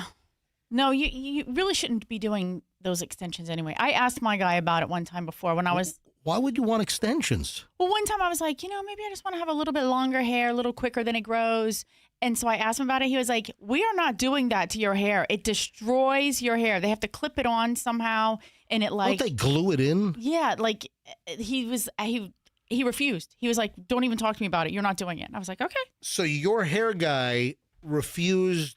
Right. But when did you inquire about extensions? A couple years ago. Yeah, I they was talk like, about everything. Yeah. I mean, it's not that everything needs to be. You don't need extensions. Your hair looks fine. I'm looking at you right now. That's what the people can see you on MJTV. You don't need extensions. Thanks for being the arbiter of what my hair was looking fine. I'm giving you a compliment. MJ, it sounded like you could be the pissiest hairstylist. Your hair looks fine. You don't need it. What? You're crazy. Let me show you this new color palette. How about some water with a little lemon twist? A little twist. So they also seem to, and I'm just learning this now, Yeah. they make extensions or fake hair also from silk-based or banana-based fibers. And rocket fuel. I don't know. The rocket fuel one's probably not that good for you, but there's other healthier alternatives that generally are better options. All right, so listen, you get it all here. You get laser speeders getting caught. You get chocolate ice cream, and you get cancer and chemical-filled hair extensions. Don't tell me this show doesn't have variety. All right? It's got that. What the heck? What's that? What?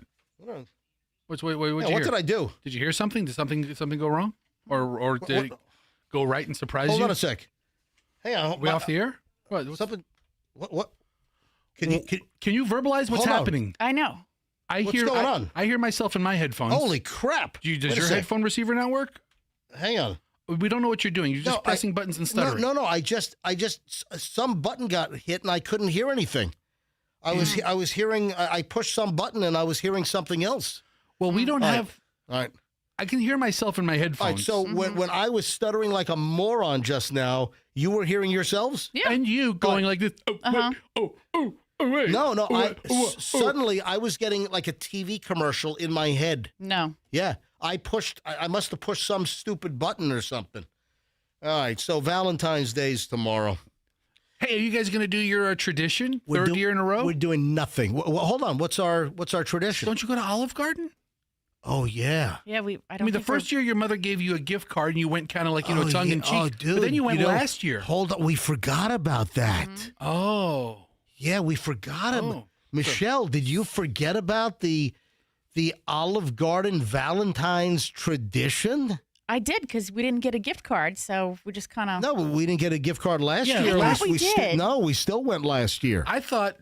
It was 2 years ago that, over Christmas time, Michelle's mom gave me a $25 Olive Garden gift card. As a joke gift, because MJ's kind of, you've utilized Olive Garden as kind of like the butt of Italian food joke. Right. Well, before. 2 years ago, Michelle's like, hey, why don't we go to Olive Garden for Valentine's Day? Well, because we had the gift card. Right. Yeah. You were using it as a joke in all of our New York City going around, like, I couldn't get into the OG, blah, blah, blah. And so we ended up at Teresi. And we couldn't get into, Olive Garden. So we ended up at, that was your joke. So my mom did it as a joke. She gave you an Olive Garden gift card. And that's how we ended up going for Valentine's Day. We could not get into Olive Garden at Times Square. We had to settle for a place called Don Angie in the West Village. All right. Terrible. Terrible. All right. So all the muckety mucks were like, "Oh, you're so witty." All right. So we went to Olive Garden 2 years ago on Valentine's Day. On the gift card, and then you caught like an early bird special, right? You went like 3:30 or 4. Then last year we did it again. And we went for a little 5 o'clock early Valentine's Day. But this year it's on Saturday. So I don't know, Michelle. Are we going to continue the tradition or just during the weekday Valentine's Days? You know what? The beauty of it being on a Saturday like that and tomorrow at the Olive Garden, we don't have to decide until we get hungry. What? And then, hey, let's just... You guys can carb up tonight before you go see the comic. We can. That's T.J. Miller. Whatevs. So quickly, this is interesting. Yeah. I can't recall this happening. Michelle will be in Ybor City 2 nights in a row. Michelle, in our 32 years in the Tampa Bay, 32? Yeah. Mm-hmm. In our 32 years in the Tampa Bay area, have we ever been to Ybor 2 nights in a row? No. No. No. So hold on, you went Tonight, you're going tomorrow. Michelle was in Ybor last night. You're going tonight. Okay. And tonight. Okay. So Michelle went to see some play at HCC, or where were you? Right, well, it was being shown it's by the Tampa Repertory Theater. Yeah. And it's called God of Carnage. Yep. And a friend of mine's involved in the theater, so she invited me to go see the play. Gotcha. And it was being presented at the HCC Performing Arts Center. Gotcha. So that's how we ended up being in Ybor. So you didn't exactly end up like on 7th Avenue doing the stumble or anything. No. Or did you? Yeah.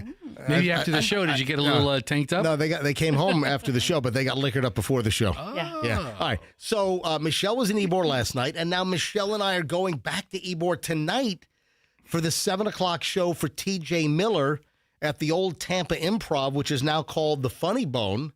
And again, join Michelle and me. TJ Miller is the guy's great. Big fan. We had him on the show on Wednesday, and TJ Miller is going to be in Ybor tonight. 2 shows tonight at the Funny Bone Comedy Club, and then tomorrow night for Valentine's Day, 2 shows as well.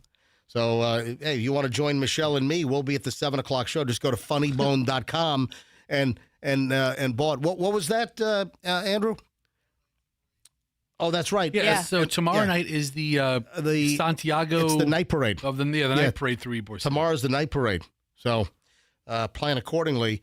Tonight, we're going tonight, man. I'm telling you. I'm looking forward to TJ Miller. Funny guy. I'm looking on TJ Miller's event page. Yeah. Maybe I should go to the Funny Bone page. Yeah. It's showing 1 show tonight at 7. No. You have to click on it or something. Yeah, click on. There are 2 shows. So okay. Tonight there's a 7 o'clock show. Then there's a 9:45.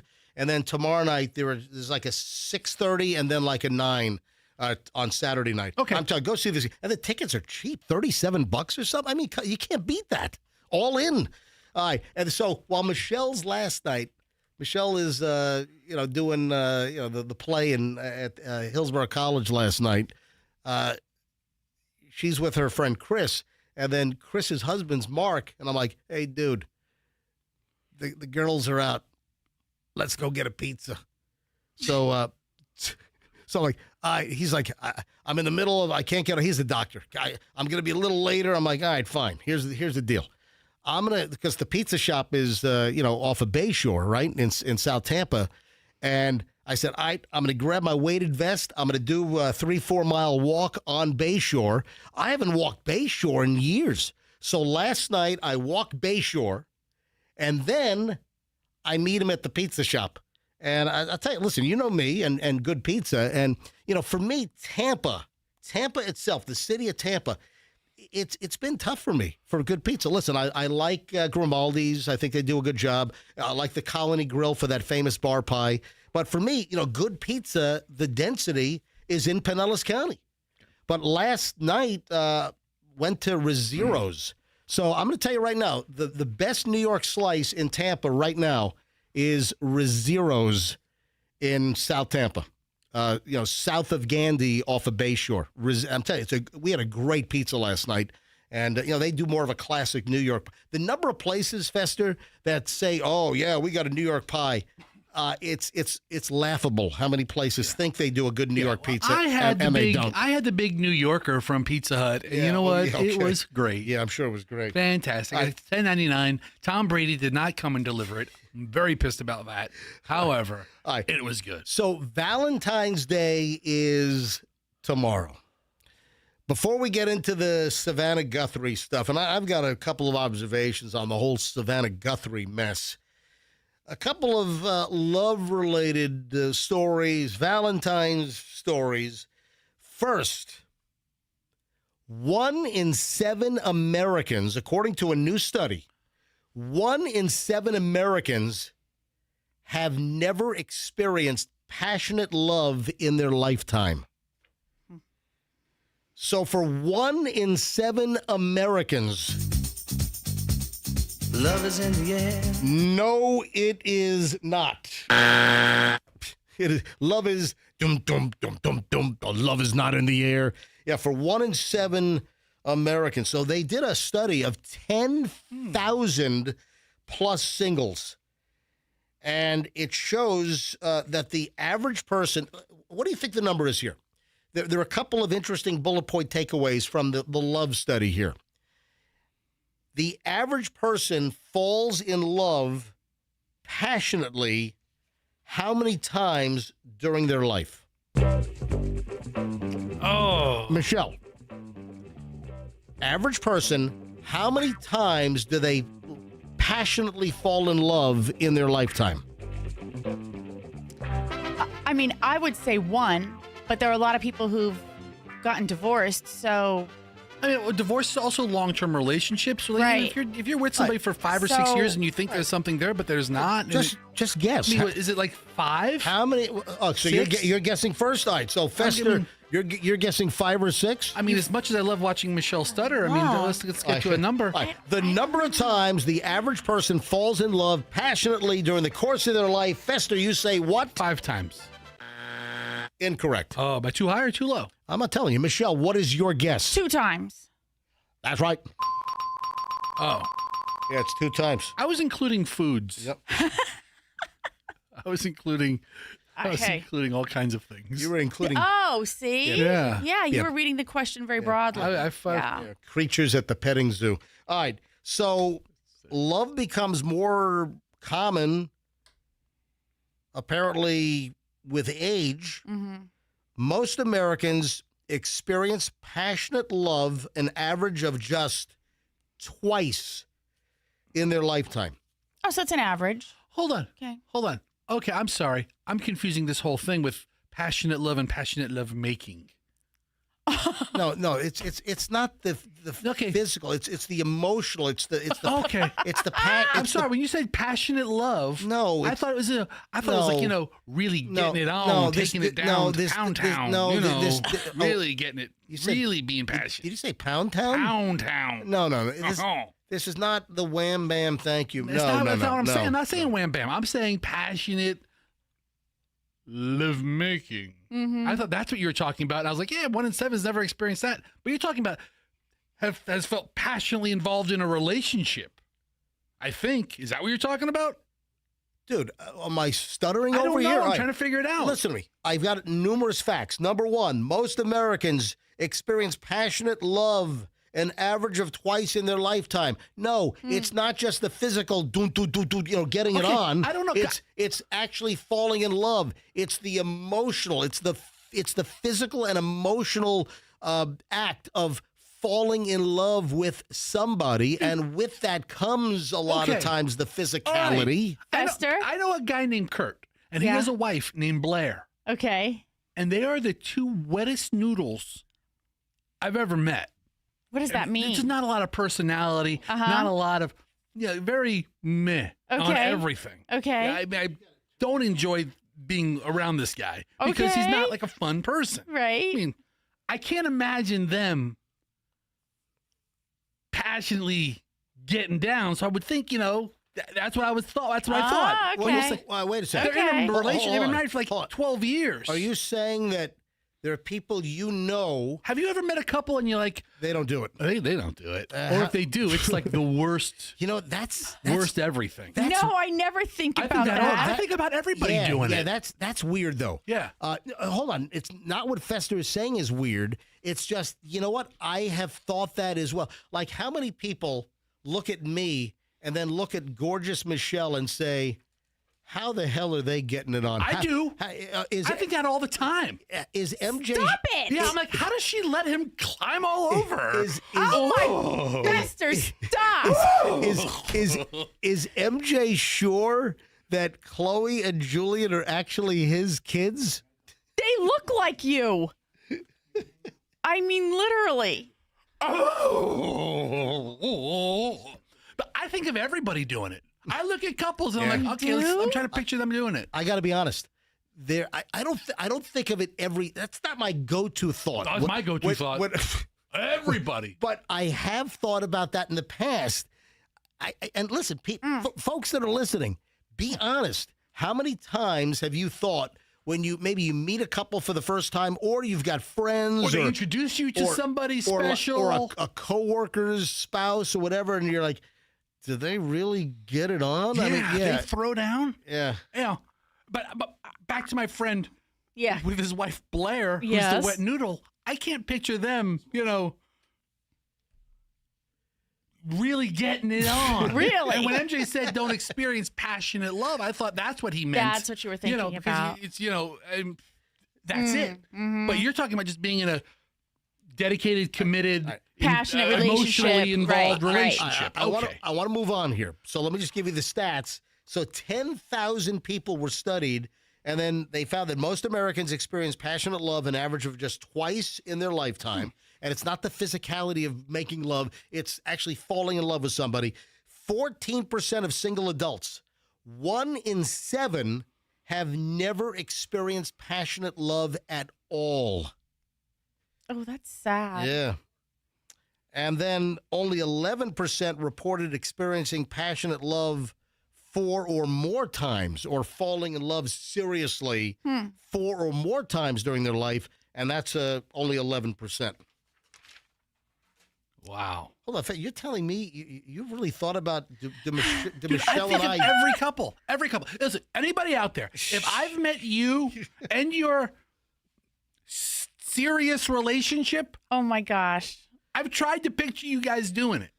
Allison is never going to be able to go in public with you again. It doesn't and like matter. with So, people that I you don't know care. I or don't don't care. know. Oh I don't my care. gosh. You don't think of that? So when you No. I admit it. Yes, I have in the past, but I'm not obsessed with it. I'm not obsessed with it no, either. No, but it sounds like you're obsessed with it. It's a fleeting thought. No, a lot of you're times. you're I obsessed. I just happen to know you two a lot better than I know most couples. But like, oh. So have you seen Chloe or? Have you ever go ahead. Have you seen Chloe or Julian? And you're like, MJ was on top of Michelle or whatever the situation I don't know was. that I associate kids with it necessarily. But I'm like, huh? Okay. Like you didn't see that. Have you wait, ever- you didn't see that me being pregnant and then having a kid. It's All like right. proof that we did it. You were like, oh. Have you ever passed a couple that you don't know, and the guy is significantly below what you think the girl could pull? Like he's out kicking his coverage. Like she's much more beautiful than what he is. Of course. I literally, of course, you see people. Yes, I audibly. That's happened to me my entire life. That I've outpunched or that Michelle is far above what my weight class is. I give an audible. What are you saying? I don't know. What am I saying? If an ugly guy's with a much more beautiful, like if two ugly people are together, you're like, okay, well they're both ugly, they deserve each other. Good for them. They're bumping Love is uglies. grand. But if you see a beautiful woman with an ugly guy, I audibly congratulate him in some way. What? Or you think that the guy must be loaded. I look at. Oh, Don't matter how he got there. Fester just. I look at him and say, Psh, good for you. No. Good on you. What do they say back to you? They go, that's what they say. They do? Sometimes They it's just like acknowledge your- it's a little head acknowledgement. Like I'll look at the guy and I'll just nod to him, and he knows. He knows. He knows? He knows. I got a text. Little. Don't hold it up to the camera. I'm not. Well, they can't see it. I got a text From whom? And I'm not going to say who it is. The texter that I know said, "This seems like a perfect time to play a particular song that Michelle and MJ and here we still are all these years later, Michelle." Yeah. Much too. Everybody's surprised. What is the expression? I outpunched my weight class. Is that the expression I was looking for? Outkicked your coverage. Outpunched your weight class. there we there's a go. couple of sayings to go with something like that. All right, and a couple of other Valentine's related things. Oh, by the way, roses are much more expensive this year. Dude, so I was at a local supermarket that says that shopping is a pleasure. Sure. And they had like a dozen roses. It just seemed like for a lot more money than they've had them for in the past. Yes. It's like, I mean, and not that, I think it was like $24.99. And not that is or isn't a lot of money, but I seem to remember roses being like, $12.99 in the past or $14.99 in the past. Well, it just seems like roses are, just higher this year.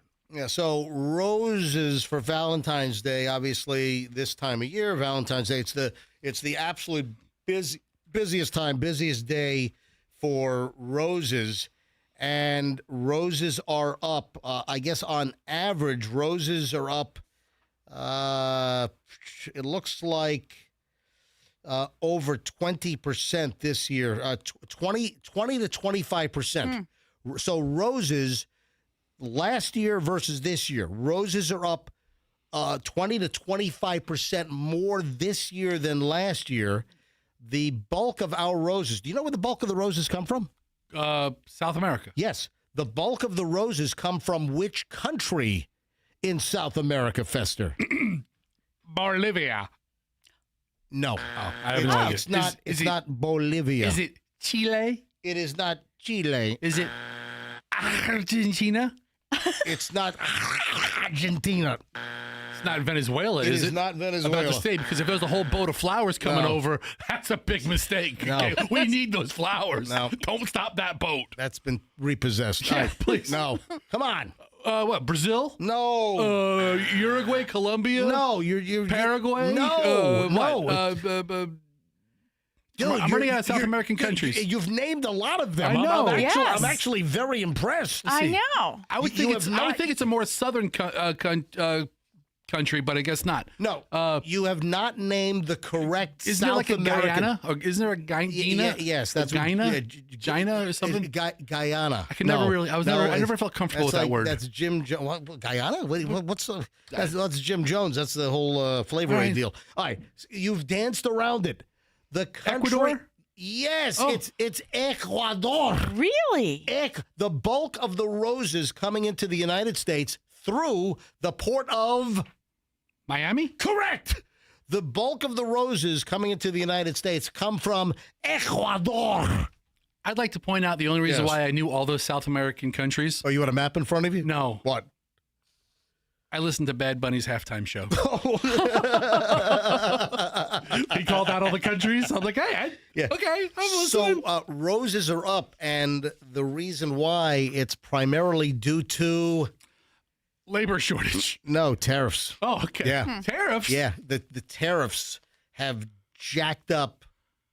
Listen, folks, I'm not making a political statement, but we, the consumer, are paying the price on the tariffs. I mean, it's a tax. The countries aren't. The increased tariffs are being passed on to us, the consumer. I mean, that's just a fact. Take politics out of it. We're paying for the increased tariffs out of our wallets, our pockets. You know, we're not punishing those countries.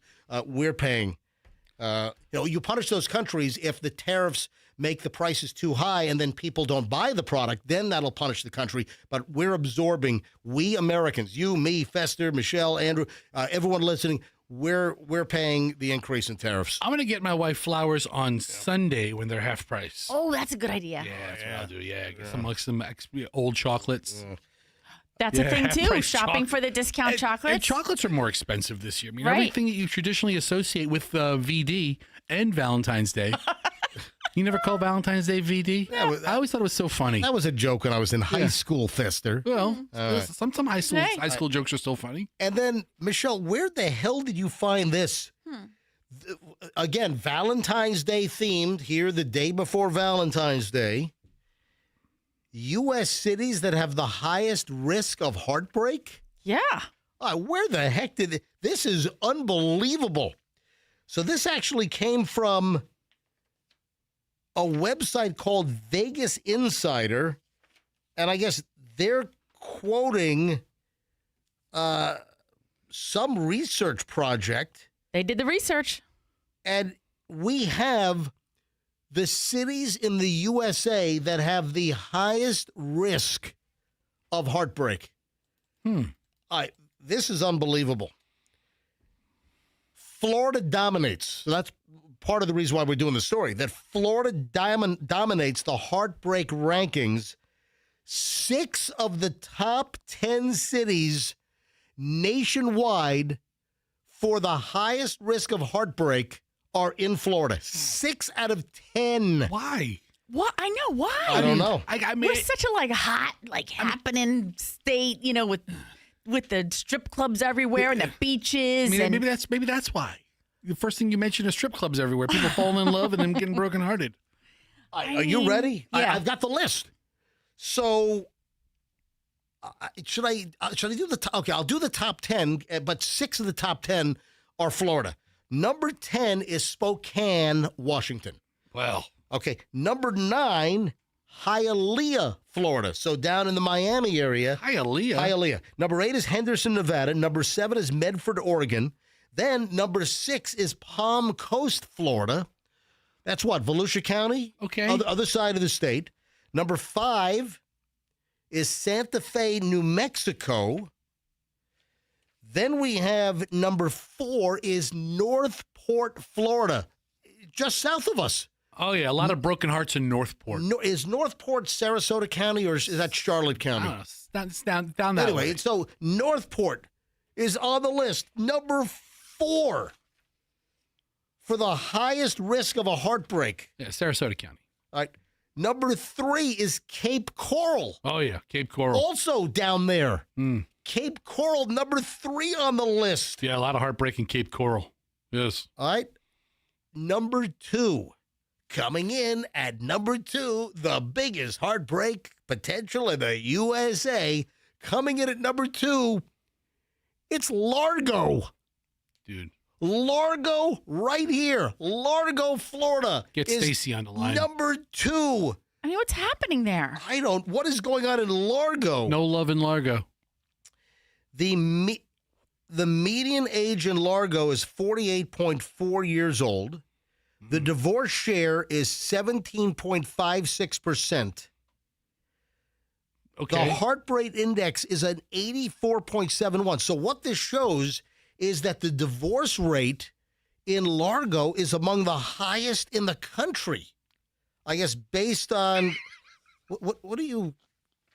I just thought of something What are you terrible. doing? What are you doing the mumbly laugh for? I thought of something that made me laugh, but it's so dark and so terrible I can't say it on the air. What?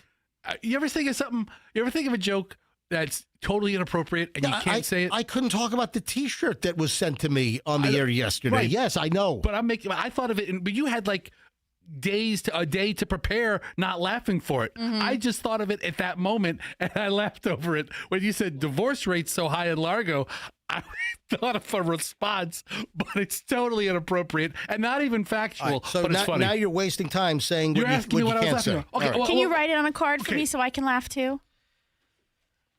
Are you ready for number 1? Ladies and gentlemen, the number 1 city in the USA with the highest risk of heartbreak it's Florida. Number 1. Largo is number 2. Number 1 is... Are you ready?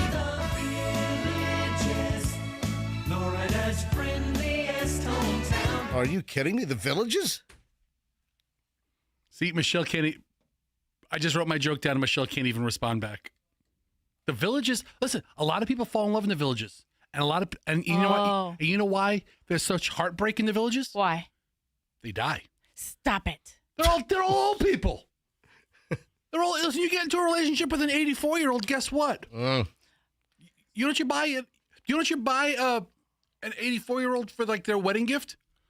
A scratch-off lottery ticket, because that's what they don't even buy a whole gallon of milk. Yeah. So let me give you some of the stats. They don't buy a whole gallon of milk. No, because they're not going to live long enough. Stop it, right. Pastor. What if they die? They don't want to waste the milk. gosh. They buy milk half gallons at a time. Or the pint. Yeah, that's it. Yeah, just buy the little pint. That's it. Yeah. So Largo, back to Largo for a second. There's a 55% chance of, actually 55.7% chance of heartbreak in Largo. In Largo. Yep, and this is nationwide. Largo, marriage is pretty popular in Largo, 30.55%. However, so is getting divorced. Largo has a 17.56% divorce rate, second highest of all cities. And then the Villages is statistically the most heartbreaking place in the data set. Only 4.24% of residents are married. Because they're all widows. Oh, there's lots of widows and widowers. Yeah. Yeah. A big chunk of the population's available to mingle, and that comes with heartbreak. The Villages, they ought to update the jingle. They ought to change it to heartbreakiest. Right there. I mean, that was good. Print it. Go. Think about living your whole life without an STD, and you turn 78 and you go to like some village's party and you meet Gertie. And then you're all wigged up with the chlamydia. Yeah. And you're like, that's devastating. Gertie's giving you the clap. Right. That's devastating for people. They call her gonorrhea Gertie. Yeah, Gertie Rhea. Gertie, why didn't you tell me your whole name? I got Gertie Rhea. Oh. Oh, man. Okay. Happy Valentine's Day, everybody. Did you also see this one about What? the most romantic restaurants across the country? Is Olive Garden on the list? No. Is it like one-off restaurants like this hoity-toity place in the middle of like Napa Valley? No. They have a list for like each state. So within Florida, 3 of them are in our area. Burns. Yep. Columbia. Donatello. No. Cafe Paradiso. Charlie's Steakhouse. Charlie's Yeah. Steakhouse. Isn't Charlie's Steakhouse a franchise? No. I don't know. Charlie's used to have an Orlando location in Okay, Tampa. is that what it? Okay, okay, all right. I remember seeing another I don't town. know if they still have Orlando, but Charlie's had Tampa and Orlando, and the Charlie's Steakhouse here in Tampa, that's getting knocked down because that's part of the whole West Shore $1 billion new interchange to try to alleviate all the traffic. They're doing that massive project. And they've already knocked down, what was the hotel they knocked? Was it the DoubleTree? They already knocked down a hotel. It's now a single tree. And then Charlie, it's a no tree. No tree at all. Yeah. So Charlie's is getting knocked down. And then there's that corner of West Shore and Boy Scout. Yeah. And that sign's been there like coming in the fall of... No. The sign's been saying coming in 2026, Charlie's. Yeah. I can't imagine that the new Charlie's is going to be popping out of the ground and available during the course of this year. Yeah. Maybe next year. But yeah, Charlie's Steakhouse on, what is that, Cypress? That's getting knocked down, and they're moving right across from like Ocean Prime, right across from International. They're moving at the corner of Boy Scout and West Shore Boulevard. It's a good location. Right next to the Penthouse Club. Across the street from the Container Store. Yeah, exactly. That's it. The dumbest store in the history of stores. Across from what? The Container Store? Yeah. Yeah. I mean, You don't love that place? I don't. Fester, it helps you. It helps you compartmentalize everything. It's just containers. Wait, so I have one more. Okay. Yeah, the last one is the Black Pearl in Dunedin. Dunedin, yeah, sure. Yeah. So we haven't been to Charlie's in quite a while. No. We have not been to the Black Pearl in quite a while. We were there, it's probably been 15 years or more. I remember we had a very good experience at the Black Pearl. Mm-hmm. Yeah. So the most romantic restaurant. And whose list is this? Who put this together? Romance.com. PR Newswire. From gonorrheagertie.com. Yes. Oh. Any restaurants in the villages romantic? Yeah. For gonorrhea Gertie? Red Lobster. No. Perkins. Perkins. And Perkins got that pie. Game's on point. Hey, what are the red and green flags you gave me? You gave me something over here, Michelle. Oh, I didn't know if you want to talk about the red and green flags for like dating. If you go out on a date, what's a red flag and what's a green flag when Yes. you're in a restaurant with a dude for a first time? And this is the restaurant booking company Open Table. Right. Is green flags a new term? It must be because Yeah. I've never heard like green flag must be like, you know, hey, you're okay. We've heard this more often now. We've always heard about red flags. Yeah. You know, warning, red flag. You know, warning. Be careful, red flag. But yeah, we're hearing more and more about like green, go, good, green flags. Mm-hmm. Which I think we all know. Green is go. You know, traffic lights. Red is stop, man. You know, What if you get a yellow flag? that's cautionary. Yeah. So listen, you got a yellow Be flag. aware. So dining, red versus green flags, according to Open Table, you know, one of the biggest of the reservation services that restaurants use. What are the big ones? Resi, right? Resi and Open Table. Yeah. So Open Table says dining red versus green flags. It's not just about what's on the plate. It's about how you behave at the table. Some of the biggest dining red flags include rudeness to staff.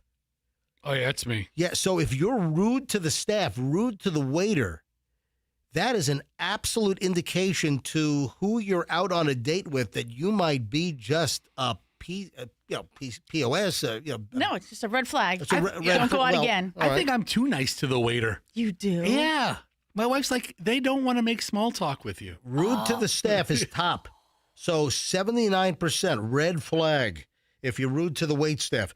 Bad manners, so I guess that could encompass everything from what? Elbows on the table, chomping your food, making all kinds of noise, chewing with your mouth open, whatever. Just using the wrong utensil, not putting your napkin on your lap. Okay, hold on. Wrong glass, sir. Yeah, I'm just talking about bad manners at the table. I think shooting snot rockets, and you're worried about me using a salad fork? I mean, bad manners. Oh, he used a salad fork, Mom. He's terrible. That's a good name for a hamburger joint. Salad fork? No, snot rockets. It's terrible. You're so gross. That was the original name for Johnny Rockets, but they changed it. It was. That's what I was thinking of. Yeah. I was thinking of Johnny Rockets. All right, we're going to open a place called Snot Rockets. We're going to serve great burgers, great milkshakes, killer fries. Hey, how about we change it to Johnny's? Okay, there you go. And then lateness. So if you're tardy, lateness to a date or whatever, that's considered a red flag. Leaving a generous tip is a green flag. Okay? So we just did the red flags. The green flags are leaving a generous tip. And that's very interesting. Think about this for a moment. How many women that go out on a first date, how many women, this might be a reason to go to the phones quickly. Do you know where I'm going with this? No. How many women try to cop a look to see what the total check was that the guy is picking up and then how much tip the guy is leaving? Yeah, think about that. So a green flag is leaving a good, generous tip. You know what? I'll give it a whirl. I don't know if it's going to generate calls, but ladies, have you been out on a date where you look to see what the bill is, what the check is, how much, and then do you try to cop a sneak? You try to surreptitiously give a gander and see if you can see how much tip your date left on the check, and did that make or break? This is kind of a little granular here, but hey, we get weird calls where we get I can ask for something interesting. We get calls. If this strikes a nerve, if this is ever something that you've done, ladies, or maybe guys, have you noticed the woman trying to see what kind of tip you left? 800-990-1047. 800-990-1047. I have no idea if this is going to generate any calls, if we're going to get any call, but I'd like to know, guys, if you caught the woman on your date trying to see how much you were, or they were just a little too interested in the check, and you filling out the credit card slip, just out of curiosity. I don't. Let's see if we get any calls on this. I don't know. I mean, 800-990-1047. 800-990-1047 if you've got any story regarding this. What's generous? I mean, 15%, 15 to 18% is the social acceptable norm, right? Yeah, I think I kind of lean towards 20%. Okay, but then is 20% extra, but is that generous? Or is like No, 30%. No, 20% is a. I'm asking. What do you mean you don't know? What were you just born today? No, but what's like 20% is a good, generous, acceptable, I think expected tip. Okay, expected. Expected's not generous. Expected is like within the range of. It's on the higher range of acceptability for social norms. A generous tip is like a third. Oh, look at the phones. No, we're getting calls on this. Hang on. Let me go to calls. Angela in Seminole. Hi, Angela. You're on the MJ Morning Show. Welcome. Well, good morning. Thank you. Welcome. You've got MJ. All right, go ahead. Because it is, you're so right. If I go on a date and I'm asked on a date and I kind of see, like, are they going to leave them a tip? But I also kind of look to see, like, how was the service? And kind of see, like, do they deserve the tip? But I do look, so I'm guilty of that. Well, and when is the last time you were out on a date that you tried to cop a look to see if the guy was leaving a good tip? That was, let's see, It was last night, actually. Really? Oh. Ooh. Oh, wow. Well, so tell me, Angela, first of all, how old are you, Angela? I'm 45. All right, 45. And you're currently in the dating mode? You're trying to meet guys? Well, yes, I'm in the dating mode. I'm 6 months single. So. Yeah, so I was about to ask, so you're recently divorced? No. I've been divorced for a long time. But you're okay. So you were divorced a while ago, but you're recently single. 6 months ago, you broke up with some type of a relationship. Correct. Okay. All right. So just out of curiosity, where did this date last night take you? Where'd you go? So we went to like a Thai place, which I love Thai. Yep. It's not that expensive, right? Yep. So we had sushi, we had some pho, and I think we had. You had some pho. So it was like, yes. Okay. Go ahead. So of course their service is always excellent. Okay. Because they have a certain way of. How serving. spicy? Oh, it was so spicy. No, but you get to decide. You can go with no spice, light spice, medium spice, burn your face off. Yeah. All right. And I needed to burn my face off because I have a little cold. So Hey, where did you meet this guy, Angela? How'd you find him? So I went to go buy a car 6 months ago, and he was the manager of the dealership. And so Well, that guy knows how to close a deal. Oh, yeah. Did he close it last night? Yeah, right? He thought, right? Yeah. So then, like, I didn't like the car after I drove it, and I was like, okay, thanks for your time. Like, I'm moving on. And so when I was getting in my car, he's like, wait a second. He's like, wait. And I was like, yes. And he's like, can we go on a date? And I was like, So you didn't buy his car, but then he asks you out on a date as you're about to flee his lot? yes. That guy's a closer, man. Yeah. He sells cars all day. He doesn't care. but a pretty lady walks in. Wow. So, Angela, did you look and see if he left a good tip? Yes. So the bill was $67. Yep. And he left $17. I think it's a good tip on on 62. Yeah, no, that is good. That's pretty good because 62 would be 20% would be what $12.40, and he actually left over 20%. Now, yes, he did. Angela, what if he would have left a coupon for a free oil change? Okay. Well, that would have been good. I would have been generous. So, Angela, was this the first date with this guy? No, this was our second date. Okay. Oh, he got a second date. Yeah, wow. Okay. So were you about to say, and then?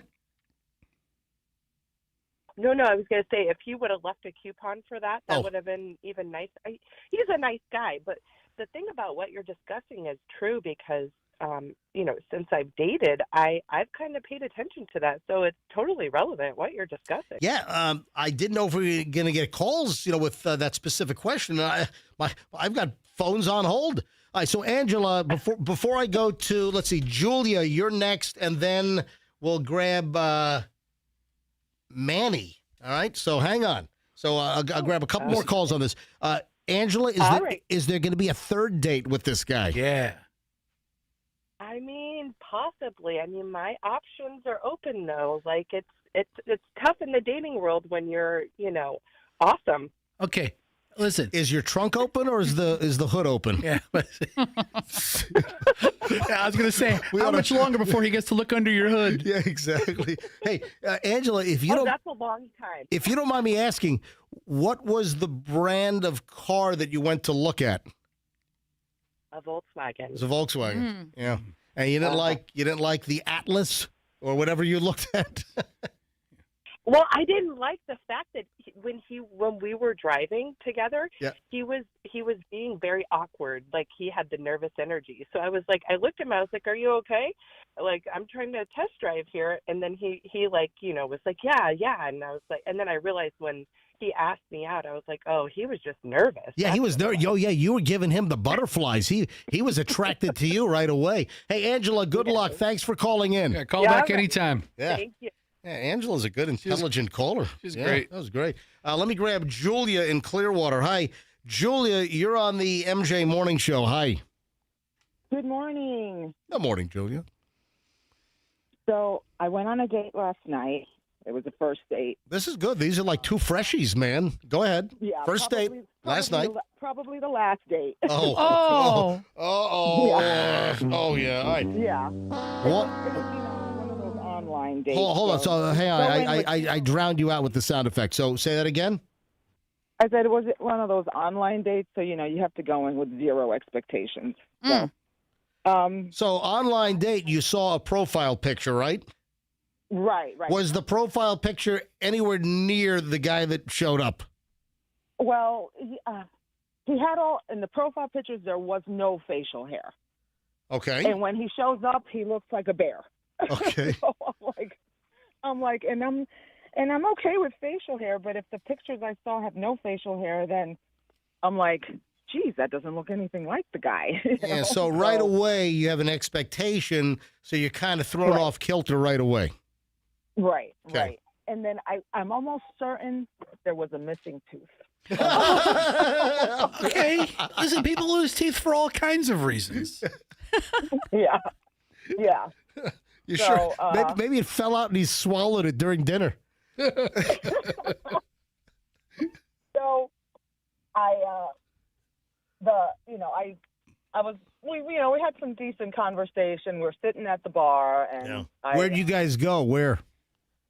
Barfly and Safety Harbor. The Safety Harbor. Yeah. We're close to the spa. Yeah. It's on Main Street. It's on on Main Street. Yeah. Right across the street from the spa. And the place was packed. All of Safety Harbor seemed to be really busy last night. Yep. And I don't drink alcohol anymore, so I ordered one of those Michelob Zeros. He was drinking water. And I'm in hospitality. I hostess on the beach. Okay. So, and I used to bartend, so, I know what you're supposed to tip. And the check comes, and he puts a $100 bill out. So I'm going to see the tip because, it's going to be in cash.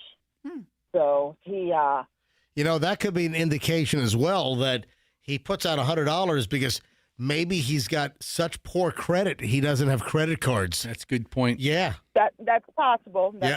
He's 69, so I've noticed that a lot of older men pay with cash. I've noticed that. Okay. All right. And so was the tip good? Yeah. Did you get to see what the cash tip was? All right. Hold on, Julie. Then the check comes. It's he's about to leave the tip, but he's like rushing me. He wants to go watch the Olympics or something. Last night was downhill skiing. It was very exciting. The Italian one. He's rushing you to go watch the Olympics with you, or by himself. So, and I could hear him kind of doing math or whatever in his head, and math for the tip or math for how long it's going to take him to get home to watch the Olympics? No, math for the tip. Okay. He's doing math to calculate the judges' scores to figure out what they need. Right. All right. So, Julia, is there going to be another date with this guy? Yes or no? No? No. Oh, that's right. You did say that. No. Hey, Julia, thanks. And what was the tip? Was the tip good? The check was $60, and he tipped $8. I said, and I looked, and I said, that's $60. He says, no, it's 59 and change. You rounded up to 60. Okay. I said, you need to leave it. And I told him, you need to leave a $12 tip here. Hold on a minute. If it's hold on. If it's a $60 check, the 20% on $60 is $12. $12. He was leaving $8. Oh my God! Yeah. All right. Thanks for the call. Appreciate it. All right. One last call on this. That guy's listening. Yeah, you dodged a bullet, bro. Get out of there. Dude, if you're listening. Mr. 69-year-olds, those on the listening. All right. Stay home and watch the Olympics tonight. Do yourself a favor. One last call. She sounded sweet. Manny is next. Manny, you're on the MJ Morning Show. Hi. Good morning. Oh, it's a female Manny. All right, go ahead. Go ahead, Manny. Hey, Manny. So I'm married. I'm married 10 years now. But my husband is always a generous tipper. I'm the one that says, if they didn't give us good service, like if they didn't come and refill our waters or our drinks, then they don't deserve 18, 20%. Yeah, that's my wife too. But She'll hold Yeah, the server accountable for the whole night when tip time comes. Yeah, guess what? I was at a place that I like. I was at a place where I had great food. I've always had a good experience at this particular restaurant. But Michelle, I think you know, but I can't remember whether we had an in-depth conversation. Our waiter abandoned us. We saw him. He's all friendly and nice in the beginning, took the order, and then we never saw him again. It was like the rest of the staff started helping. We never saw our waiter again, never checked in on us a couple of times. How's everything going? You need anything else? Nope. And guess what? I docked his tip. I did not give him the tip. I mean, how else do you let somebody know?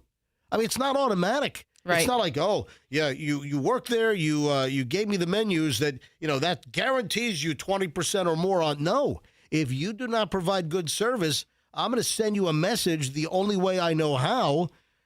Well, I know several ways. I can either give you a lower tip, I can kick you in the groin on the way out. Did you ever write a message on the bill? No, I've never done that. Oh, okay. Yeah. All right. Hey, what were you abducted during my meal? Did aliens come and probe your butt and drop you off at the end? Is there an FBI reward out for you right now? All right. Hey, we need surveillance video. You're still there. Yeah, I'm sorry. Manny's still here. She's enjoying the show. I'm sorry. So, Manny, go ahead. So we go to Miller's Ale House a lot. Yeah. And, the waiter comes and the hostess seats you. The waiter comes, takes your order. Yep. And then usually we have the manager come around all the time, most of the time when we're there. And they come around and say, hi, how was your service? So at that point you can complain. But we've never had bad service at Miller's Ale House. But if we do, that's how I usually judge them by, did they fill my soda without having to tell them?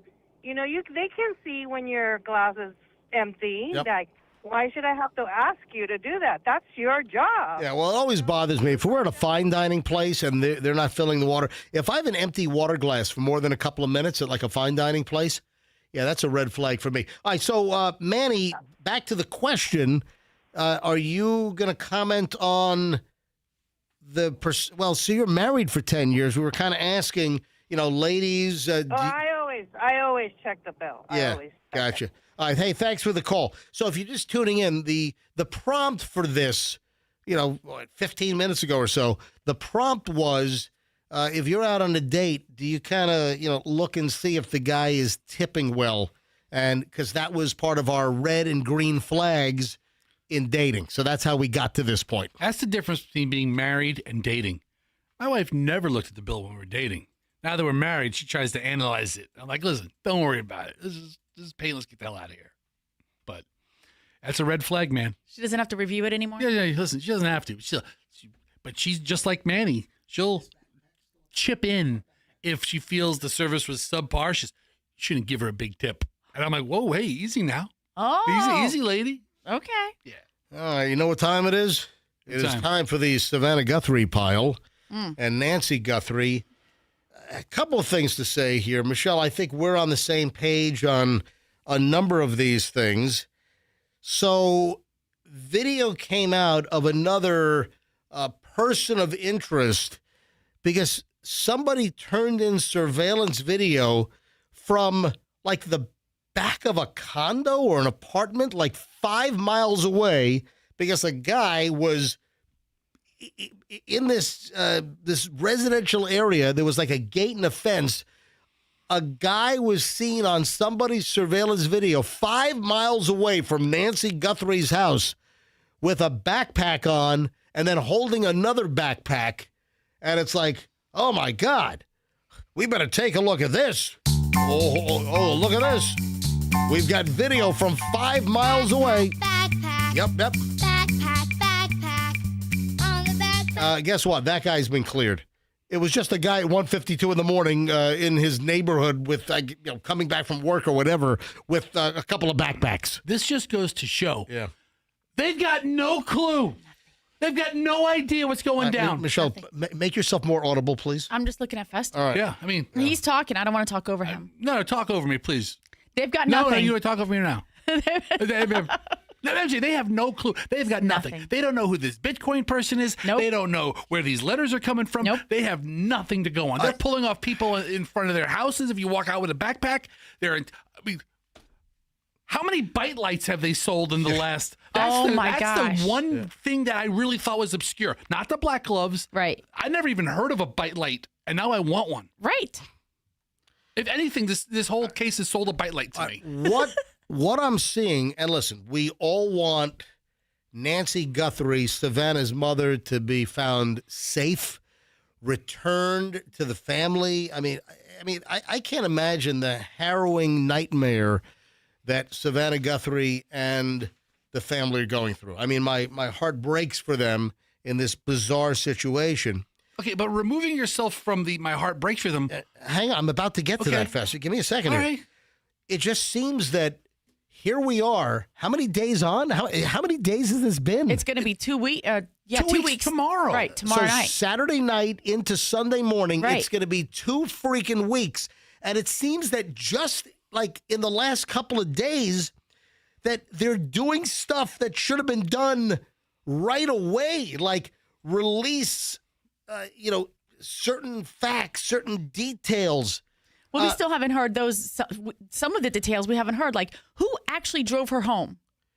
They keep saying the family, and I'm like, the family who? Him? Because then they'll say that the brother-in-law, their son-in-law, he is the one who drove her home. But wait a minute. No, but the sheriff hasn't said that except maybe once early on. But then he shifted it and said the family. All right, now, just like this week, a couple of days ago, they took the bracket off where the Nest camera was. The camera was taken or smashed, or it wasn't on the scene to the best of our knowledge, but the bracket, which you screw to the door frame, that was there. Why did they just take the bracket off in the last day or two? So many errors. Instead of taking that bracket immediately and test it for DNA. Now, granted, we just got the surveillance video, the footage that Google was not supposed to have, that Google had. We just saw that, so they were able to come up with a height and weight description, or what? Now they're saying that the individual is somewhere between. They're saying 5'9" and 5'10", and none of the other cameras caught them leaving. Yeah, right.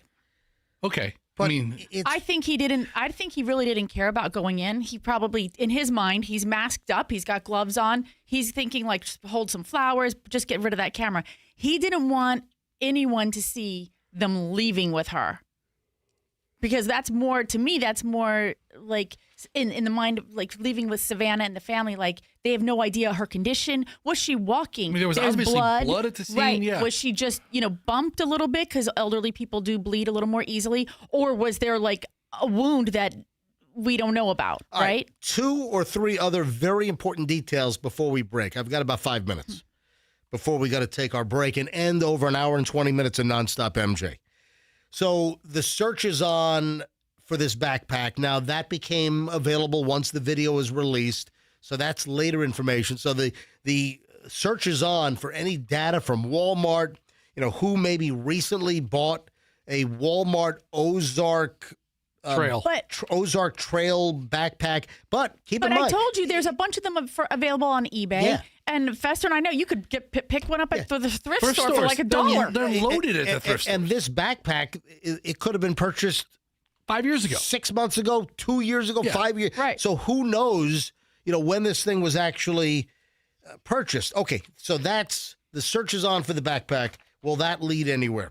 Then Ashley Banfield, the former NBC reporter. Am I boring you, Fester? It's had a yawn. All right. So I usually sigh when you're boring. Ashley Banfield is now tripling down. No, I think this is like 5 times. All right, maybe right. quintupling down. Yes, I'm sorry. Ashley Banfield is saying that Nancy Guthrie's son-in-law, that Tommaso, the Italian husband of Annie, Savannah's sister, she's still saying that he's a suspect. So Ashley Banfield is continuing, and it's like 4 or 5 times now, according to Michelle, that her reporting, which is controversial, regarding Tommaso Cioni being a prime suspect in Nancy Guthrie's disappearance. And here you have Ashley Banfield again telling Dan Abrams once again that, he's a suspect. Her sources are impeccable. But nobody is saying this from the Pima County Sheriff's Office, the FBI. Well, the Pima County Sheriff's Office is not saying anything. Well, that's a whole different deal. And then the news broke that the Pima County Sheriff's Office is not cooperating with the FBI.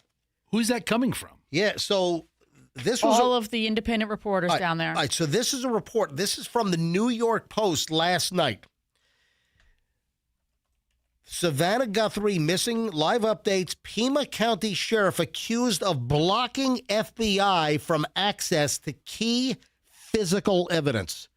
This is a report from multiple sources. This happens to be from the New York Post last night. A chilling new ransom note regarding Nancy Guthrie was sent to TMZ on Thursday morning, with the writer complaining that they were not being taken seriously, as Pima County Sheriff Chris Nanos is accused of blocking the FBI from access to key physical evidence. So that's another twist here. Well, they sent some of the evidence I read to a private forensic lab here in Florida instead of Quantico. Yeah, so the FBI has those labs, don't they? They do. They have all those facilities. Yes. The FBI has the FBI National Laboratory at Quantico, which is like the most advanced lab in the world. No, Sheriff said no. So it's going to Florida. Apparently, this is important. What Michelle is saying is important, that the Pima County Sheriff's Office did not give evidence to the FBI to go to Quantico, that they sent it to a private forensic lab here in Florida somewhere. What? I don't understand. Could it have been sent before the FBI got involved? No. Wasn't there like a couple of days between? No, the glove, the black glove. Right. That was sent that was just a couple of days ago. Okay. She said evidence. She didn't say black glove. I thought it might have been like blood that got picked up. All right, there's a little more. I don't want to get too late here. It's 8:54. There's a little more I want to get to in the Savannah Guthrie situation. So the FBI's up the reward. We'll get to that coming up in just a bit. There are just a few other elements, and then we jam into the 9 o'clock hour next. We got a lot of stuff in the 9 o'clock hour. So do not move. We're back in minutes on the MJ Morning Show, Q105, 104.7 FM. Mark Spain Real Estate will sell your home with a guaranteed cash offer. They're going to take the hassle. They're going to take the rigmarole. They are going to take the guesswork. They're going to take the showings. They're going to take you having to leave your house. It's just the hustle, the bustle, the turmoil, it's just inconvenient. Mark Spain is going to take all of that out of the picture. And you can forget about the showings. You can forget about the stress and the open houses and all that crap. Hey, MJ for Mark Spain Real Estate. If you're going to sell your home, folks, get a hold of Mark Spain. Highly recommend them. You know, the Wall Street Journal and Real Trends have consistently named Mark Spain Real Estate as a top real estate team in the U.S. for closed transactions 9 years in a row.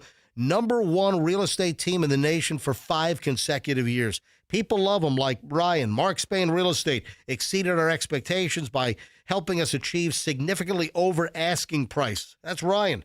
When it comes time to selling your home, folks, use Mark Spain Real Estate. Go to markspain.com. Get a guaranteed offer on your home today. That's markspain.com, and start packing. Valentine's Day tomorrow. A couple of great things going on at Genesis of Tampa. So Genesis, as you know, has a new location in Tampa, in Hillsborough County. So now, if you're in surrounding counties, you've got another great Genesis dealership to go to shop around, score your best deal.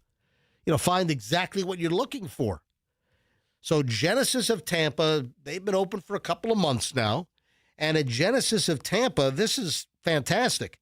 To show some extra love for Valentine's Day, test drive any vehicle through tomorrow, and you'll get a free Valentine's-themed T-shirt as well as $250 off your vehicle. If you buy tomorrow on the 14th, They'll even give you $250 to go get a great Valentine's dinner. That's a nice dinner. How about that? Always the great deals, always the great service, always the great interaction and experience. It's Genesis of Tampa. So wherever you're listening, if you're buying a Genesis or if you're looking for a car, the Genesis SUVs and cars are just gorgeous. Genesis of Tampa, it's right off 275 and Bears in Tampa, and tell them that MJ sent you. Traffic's on 857. MJ Morning Show back in just a minute. Paul Harbor, we have an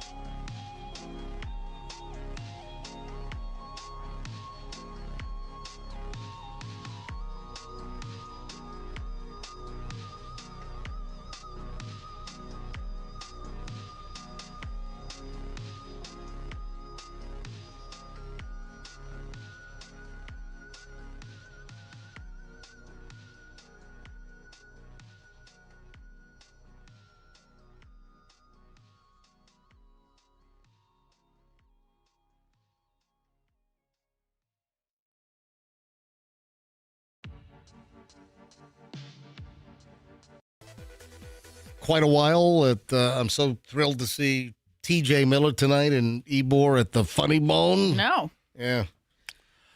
I want you to know. I'm just looking forward to this. Listen, I've gotten several communications from listeners who really enjoyed us doing an interview with TJ Miller. Yeah. But they talk about why but maybe we should think about incorporating more interviews into the show. Dude, I put interviews on when they make sense. Well, you put interviews on when you have like this crush on a guy.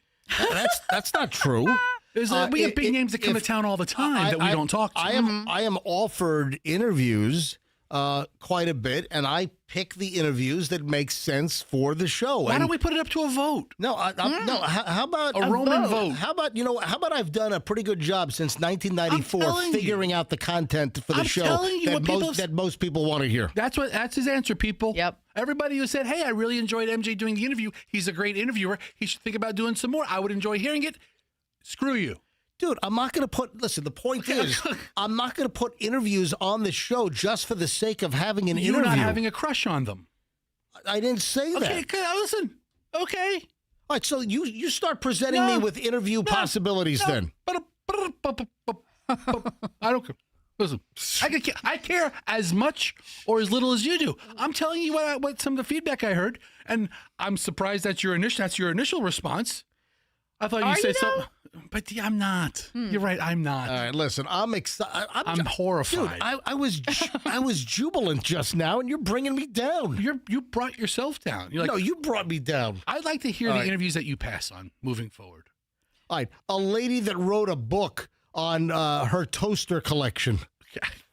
Sounds fantastic. Shut up. All right, Michelle. What were you about to say? Just as we were coming back from break, you said something to me off air, and I said, "Yeah. Let's lead with that." What was it, please? Sheriff Nanos has said to the Today Show, it's not even close to the truth that there's tension between him and the FBI over DNA testing of the gloves. He said his office and the FBI have been working together on the case, and they agreed with him on sending the gloves to the Florida lab. He says multiple gloves were found around the home, and they don't know the evidentiary value of these. All right. So that's the first I'm hearing of gloves being found in the house. Well, because yesterday we had the story of one glove, then now apparently a pair of gloves were found. Listen, so the claim is that the sheriff is saying that the FBI agreed that they should send the gloves to a Florida independent lab instead of what's known as the best forensics lab in the world, the National Crime Lab at Quantico. I mean, that sounds weird to me. The whole thing sounds weird. Yeah. Anyway. I mean, I do believe the sheriff is doing everything he can.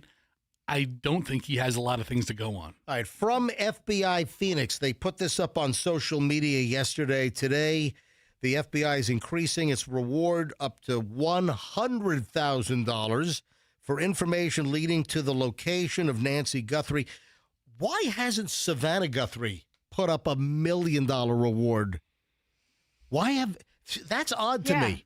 Well, and a lot of people are asking that question, and I don't know. Maybe maybe that's too confusing or conflicting with the FBI's offer of a reward. Why would listen? You're trying to get mommy home. You're trying to get Nancy home.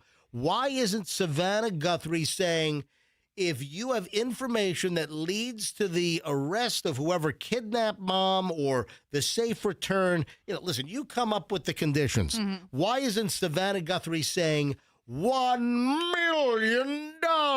Then who's going to investigate those leads that she received to then determine who gets the $1 million? I mean, she doesn't have the infrastructure to investigate leads. You're right. It goes to law enforcement. Law enforcement can then determine if that lead led to the arrest of the perp and the return of mommy. Here's what she should do. What? Put up $1 million and offer it for the dead body of the person who took mom. And have every vigilante out there in Southwest United States hunting down John Wayne style? Yeah. Why has Savannah Guthrie not put up a reward? That's what I want to know. Somebody's got to be talking to her from law enforcement, kind of advising her or counseling the family on what they should and shouldn't do. You know that, yes, you're correct. You know that they must have private security, crisis management. You know that they do have private security. We do know that. Oh, they do have that. But they must be in contact with crisis management folks or, experts, former law enforcement that now do. Listen, you've got some experts out there that were top of their game in crime investigation, whether it was federal or state. You've got these agencies, and you got Ray Donovan kind of like fixers out there. I'm sure, plus NBC Security. Hey, big corporations have these spook security folks that help, investigate, take care of problems, if there are threats to their executives. I mean, there's a lot of stuff that can go on behind the scenes. There's no doubt about it. But why is Savannah not offering up a big reward? Savannah, I'm going to tell you right now, if I were you, I would come out today and I would offer up 1 billion, gajillion, fifillion, shabadoo. That's what I would do. So the FBI, they upped it to up to $100,000 yesterday. Also said the suspect from the video that was released described as a male, approximately 5'9" to 5'10", tall with an average build in the video, wearing a black 25-liter Ozark Trail hiker backpack that Walmart apparently sells. Like, NBC can't get involved in the reward, right? They're like a news agency. You can't get involved in the... Well, they could if they wanted to. I'm asking. I don't know. The lines are so blurred. I don't think there's anything that precludes NBC from saying, we're putting up $1 million for the safe return of Nancy. I thought they should have just paid that $6 million. I think, Al Roker should pony up some cash. Let's see how it looks in your neck of the woods. Exactly. Okay, but here's the deal. I'll tell you what, it's the cactuses and tumbleweeds. The second video, they said, we understand and we will pay. Right. That was the second video. Yeah. The first one was the plea for mom. The second one that came out on Sunday was we'll pay. So and the question is, well, this is the question. Is the ransom demand letters that have been received, the $4 million, then the $6 million, are they even related to the kidnapping of Savannah's mother? I think that the indication is that they were not, because the FBI would have given her the likelihood of the return. And what they do is they try to legitimize the letters. And I think that they said that they could not with a certain degree of certainty, right? And so that's why she didn't pay it without a proof of life. And then we've spoken about the prediction markets, the so-called poly markets, the different platforms that are out there, Kalshi, and who was the kid that was featured on 60 Minutes a couple of months ago with his prediction market? Was that Kalshi or was that something different? Anyway, the kid's worth a fortune, some college kid. So the prediction or the poly markets right now are going crazy. And there's a market, Nancy Guthrie kidnapper arrested by February 28th. People are betting on whether Nancy Guthrie's kidnapper is going to be bagged by the end of this month. What do you think, Fester? Oh, by the way, 78% probability of an arrest. And the odds are fluctuating. The odds are going up and down. I'll take the under on that one. Yeah. I think they have no clues. No clues. Yeah, that's poly market. So this is surfaced on the prediction market platform Poly Market. That might be the kid that was featured on 60 Minutes. And as of the writing of the story that I'm seeing here, it was created on February 10th. So what is today? Today's the 13th. So 3 days ago, somebody created on Poly Market, essentially, will Nancy Guthrie's kidnapper be arrested by February 28th? And the probability as of yesterday was 78% probability of an arrest by that date. Odds going up and down. So you could bet on these prediction markets on the outcome of the Nancy Guthrie case, which is kind of morbid. Listen, it's just like betting on a football game to a lot of these people. And I think there's like a soft spot. Like the optimist is betting, yes, they want to see a resolution in this. Yes, that they're going to see the person get arrested and we'll know, we'll be able to find her. No positive information. I mean, they're pulling over people who have backpacks. Right. If you have a backpack and you live in Arizona, New Mexico, or West Texas, you're a suspect. Right. They have no clue what they're doing. Did you say backpack? I did. Oh, good. Backpack, backpack. Swiper, no swiping. Yeah, she got swiped. Yeah, she got swiped, all right. And then a couple of things before I move on. Some of the items that you think would have been done like nearly 2 weeks ago, this plea in the last couple of days to neighbors to hand over any security footage. Why wasn't that done like on day 2, day 3? Dude, we had a break-in in a car 8 houses down, right? Mm-hmm. And Hillsborough County Sheriff's Office knocked on my door like within 30 minutes of arriving to the scene. Hey, do you have any video surveillance? Right. Anything we can use? Yeah, and you give them what you have or whatever. But that seems like police work 101. Right. Talk to the community, send somebody out there. What videos are out there? What can we harvest and put together? No.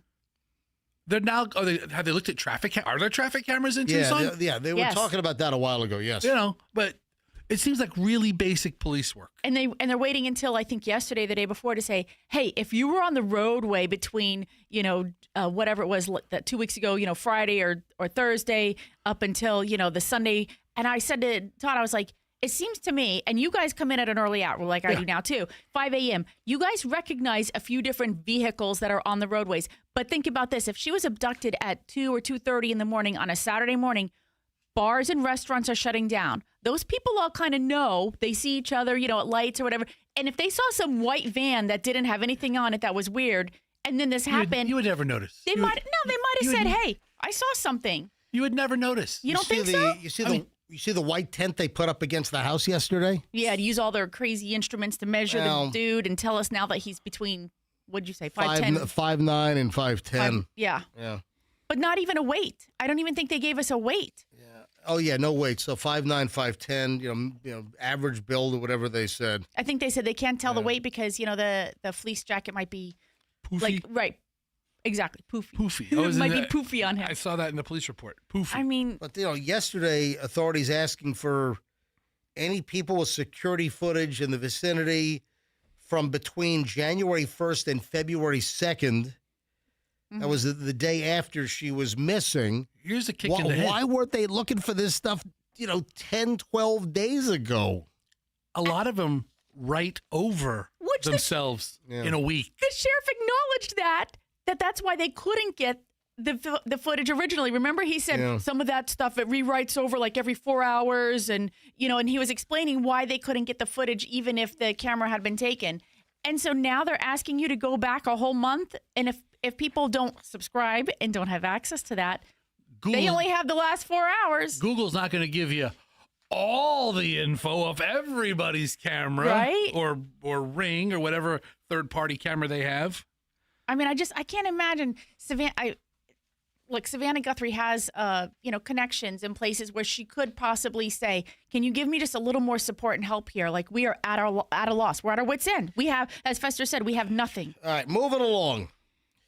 The rumor floating around that my favorite burger spot in the Tampa Bay area is closing down is not accurate. I've had multiple people over the last couple of days, actually, that have sent me a blurb that El Cap is closing, and believe it or not, the first location of In-N-Out Burger in Florida is set to be, 37th and 4th Street, right? That's where El Cap is? No, it's so a website or a Facebook page put up a blurb and it's just inaccurate. So I get an email, MJ, you have to talk about this story on tomorrow's show. Please tell me the story is complete bullshit. From an unreputable source, El Cap in St. Pete is a staple. You just went there for lunch the other day. Yeah, we were there on Wednesday and talked about how good the burgers were on Wednesday. Listen, I've been going to El Cap since 1994. My job interview to get hired at the Power Pig was at El Cap in January of 1994, and I started on, the 7th of February, I think, 1994. Like less than a month after they interviewed me, they hired me actually the next day. when I came over and I met with Mark Chase and B.J. Harris and Dave Reinhardt, we met at El Cap. Okay. We met at ringside, and then we went to El Cap. So I have a real, spot in my heart for El Cap. And Michelle and I were just there on Wednesday. No, El Cap is not closing. Festa, were people hitting you up on this as well? So I saw the rumor come around, and I found... When did you see the rumor come around? Last week. Why did you bring this up to me? No, hold on. I'm sure. What day is today? Today is the 13th of February. Today's a Friday. It is the year 2026. Okay. Would you like the moon phase? Yeah, I would. I don't know. I'm not wearing my moon phase watch today. I saw it on maybe on Reddit, maybe like the first part of this week when I was out of town. But would you forget to tell me? Yeah, maybe. All right. So here it is. Blake Thompson of Seed and Feed Hospitality, owners of St. Petersburg's El Cap restaurant, said today that the internet rumor of the vulnerable eateries... No, not vulnerable. Oh, it's not vulnerable. It's venerable. I can't see. I need to wear glasses when I read the internet. The computer screen is really too small for me. They're very, very vulnerable. Well, they are. They're so vulnerable that In-N-Out might take their spot. There's better. I'm wearing the glasses now. The venerable eatery, imminent closure, and demolition are entirely untrue. It's not true. So where did this begin? Apparently, an AI created and credited it to a non-existent news outlet. Can I? Let me give you the details. There's a Facebook page or whatever called St. Pete Raising. It's a parody of St. Pete Rising. This is St. Pete Raising. And through satire and humor, they're trying to suggest that a lot of like old classic St. Pete is being knocked down for progress. So that's true, by the way. But that was their little shtick here. So they did some kind of an artist rendering of an In-N-Out burger sitting right on the corner where El Cap is in St. Pete. But if you go to the Facebook page of St. Pete Raising, where this was published, and that El Cap is going to be knocked down, and it's going to be the first location in Florida for In-N-Out burger. If you look at the very top of their Facebook page, it says it's satire. If it feels real, that's the point. Oh, it's satire. No, El Cap is not getting knocked down for an In-N-Out burger. And keep in mind that In-N-Out burger, they're only as far east. They just opened in Tennessee. They just opened Nashville, I think, right? Memphis, Nashville. So they're only as far east as, I believe, Nashville right now. So El Cap is not getting knocked down. Michelle, what are we doing for Val's Day? I don't think we're doing anything, right? Nothing. What do you want to do? Just relax. Let's just, sit back, relax, a couple of old fashions, watch a movie. Okay. Or two. Yeah, absolutely. So our Valentine's Day plans, Michelle and myself, will be in this Saturday night. What are your plans, Festus? Yeah, I was just about to ask. What is it? For tomorrow, I think I'm going to the Ybor City Night Parade. Oh, that's right. Is Allison going with you? She might. Oh, that's right. You're a Rough Rider. Yeah, so we have the night parade. So as a Rough Rider, you have to be in the parade. I don't have to be, but it's a good time. Yeah. And then I may come home and give her choice of Aldi wines that we have. Aldi? Yeah. Aldi has a good wine selection. Hey, listen, there's a $6.99 bottle of Chianti at Trader Joe's right now. That damn good bottle for $6.99. I buy the cheap stuff for Michelle's day drinking. Then, probably, Yeah. What? Tell us. Loosen up those hips a little bit. I'm just, stop. Happy Valentine's Day. Yeah, happy Valentine's Day. So no real Val's Day, no Valentine's Day. Yeah, listen, if you want to go out, Saturday night is, it's busy out there, and then you put Valentine's Day on top of a Saturday night. Your favorite restaurant might be clogged up good. Yeah, I mean, if you enjoy waiting for a table. You might have 100% blockage. Seriously. Clogged up good.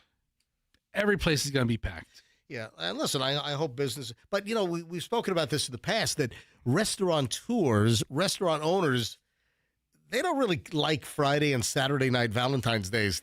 They're looking for like Monday, Tuesday, Wednesday.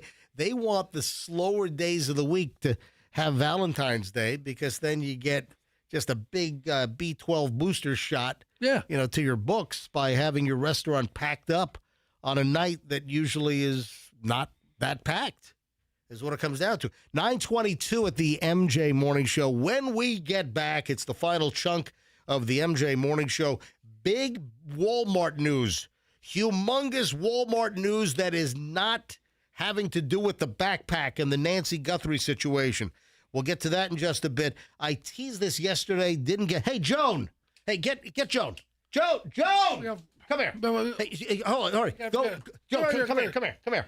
All right. So I got to talk to Joan here. Okay. Joan, hey, Joan. Step hey, right Joni, up. how are you? Joan, you see that microphone? Step up to that microphone there, Joni. Do me a favor. Put that cup down so you don't spill it in my new studio. Yeah, brand new studio right, here, Joni. All right. So go ahead and grab that microphone and just aim it towards your face. My face. Joanne, you were very, very proud, and you got to get right on the microphone. So you were very proud of your Christmas handiwork. The Christmas tree. Yes. And the Christmas tree this year was much better than that sad Charlie Brown-looking Christmas tree last year. Joanne, what is today's date? February 12th? No, today's the 13th. 13th. Tomorrow's Valentine's Day. Today is February 13th. Yes. Tomorrow's Valentine's Day, the 14th. Do you know why I'm addressing your Christmas tree and your decoration of the office and asking you if you know today's date? No idea. All right. Do you have any plans to take down the white Christmas foam flocking spray off the windows in the lobby? That's been out. What? It's not there. It is there. No, it's not. Isn't there like green wrapping paper on the door? No. When did that go away? Hello? I'm not going to tell you what. It's not there. All right, hold on. You guys, I'll be right back. Hang on. Go. It's not there. All right, Joni, he's talking about like... I know. Okay. Oh, well. Yeah. So the masking tape, the green masking tape. Yeah. But not in the vestibule area, like inside the lobby, like if we had a receptionist behind that glass. It's not there. I thought there was like spray. No.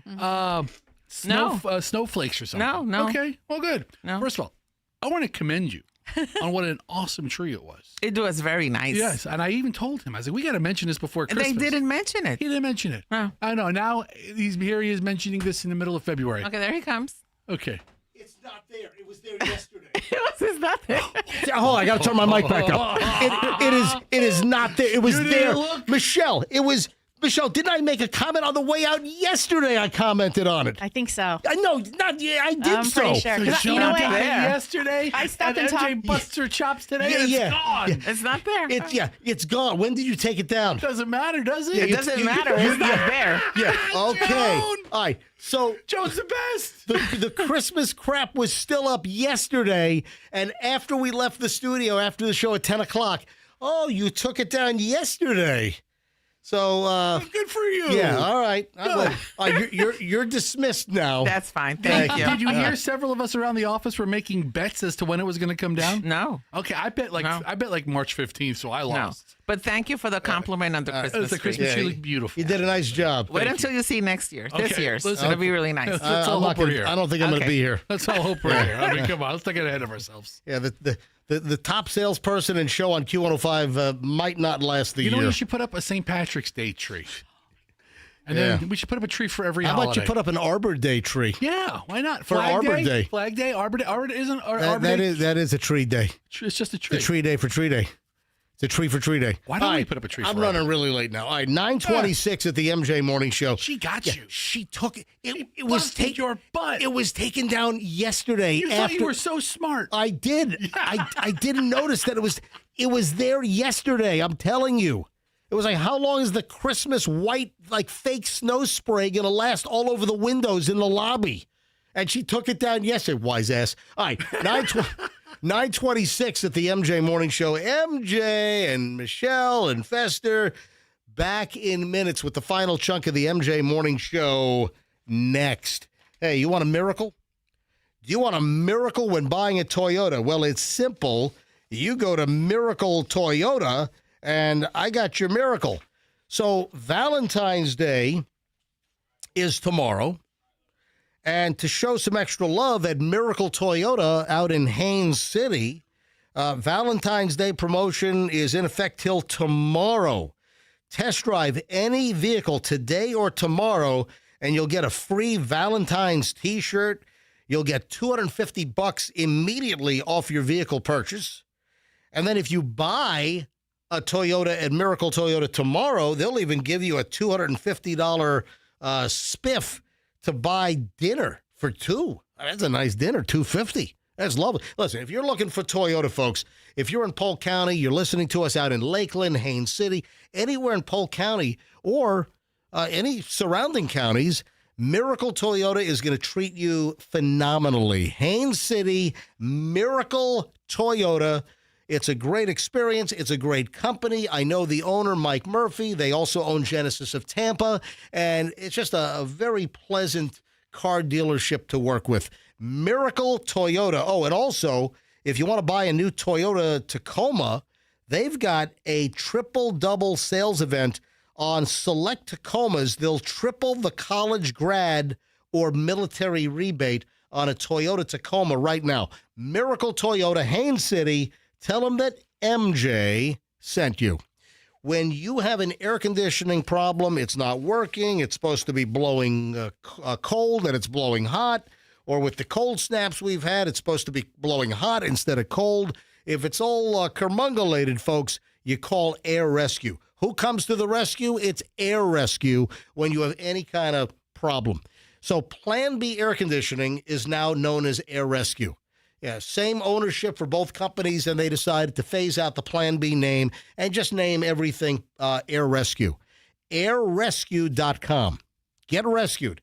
They've been around. Air Rescue's been around since, the 60s, late 50s? It's like 70 years that Air Rescue has been around. If they don't show up when they say they'll be there, they knock the diagnostic fee right off. You don't pay it.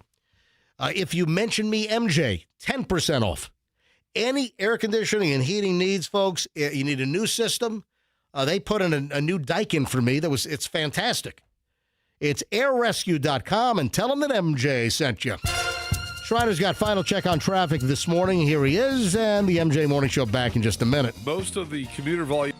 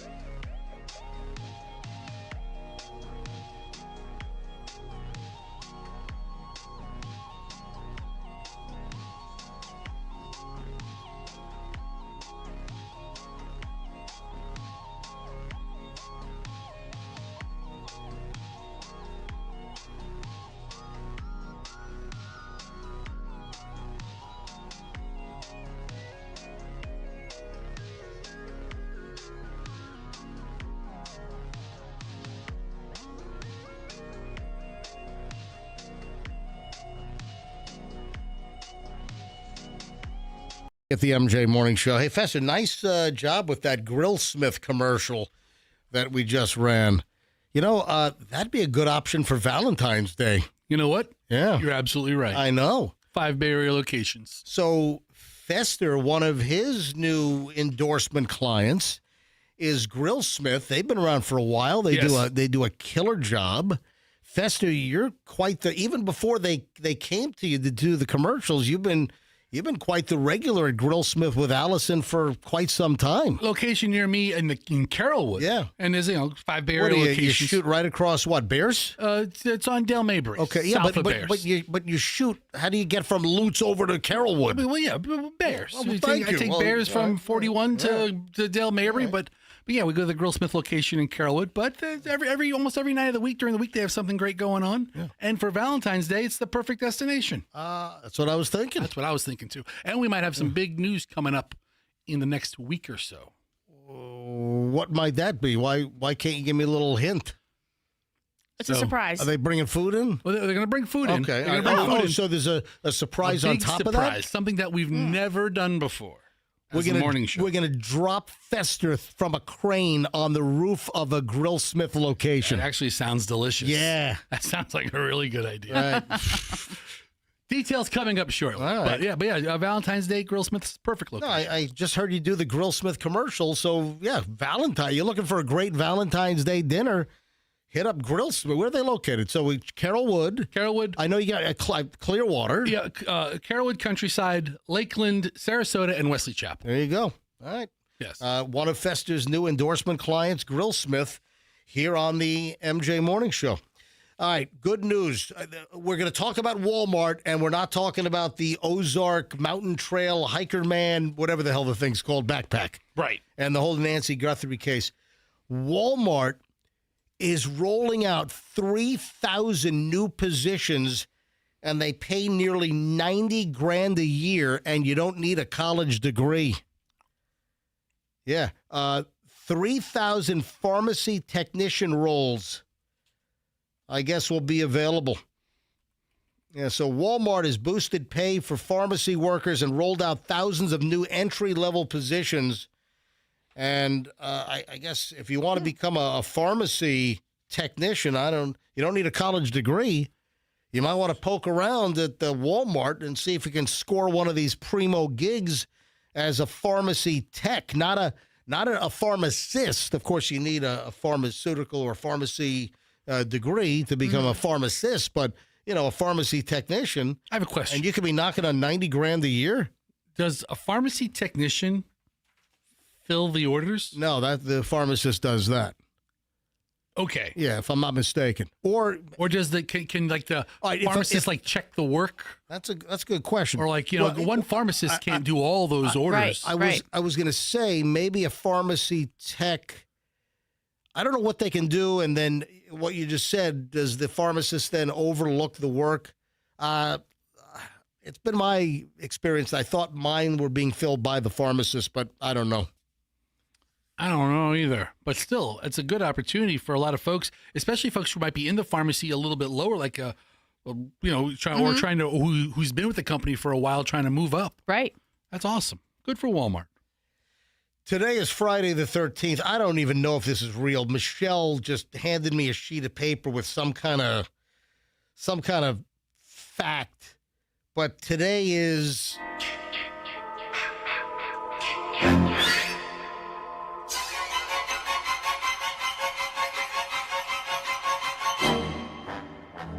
Friday the 13th.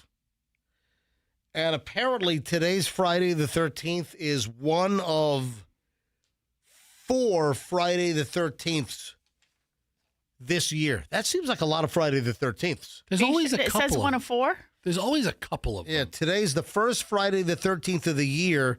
And in 2026, there are 3. Yeah. Oh, I'm sorry. There are 3 Friday the 13ths this year, not 4. There are 3. But that doesn't that seem like a lot? What is the average number of Friday the 13th? So February started on a Sunday this year, right? So that means because it's 28 days. The most Friday. Hold on a minute. It says that today's Friday the 13th, the first Friday the 13th of the year. Then there's one next month. Right. There's one next month, and then there's one in November. Because March will have. All right, March so will be the same. It's 3. All right. Yeah, but what's quirky is that there's 2 back-to-back ones. Yes. Because February started on Sunday. That means it'll end on a Saturday. That means the new month will start on a Sunday.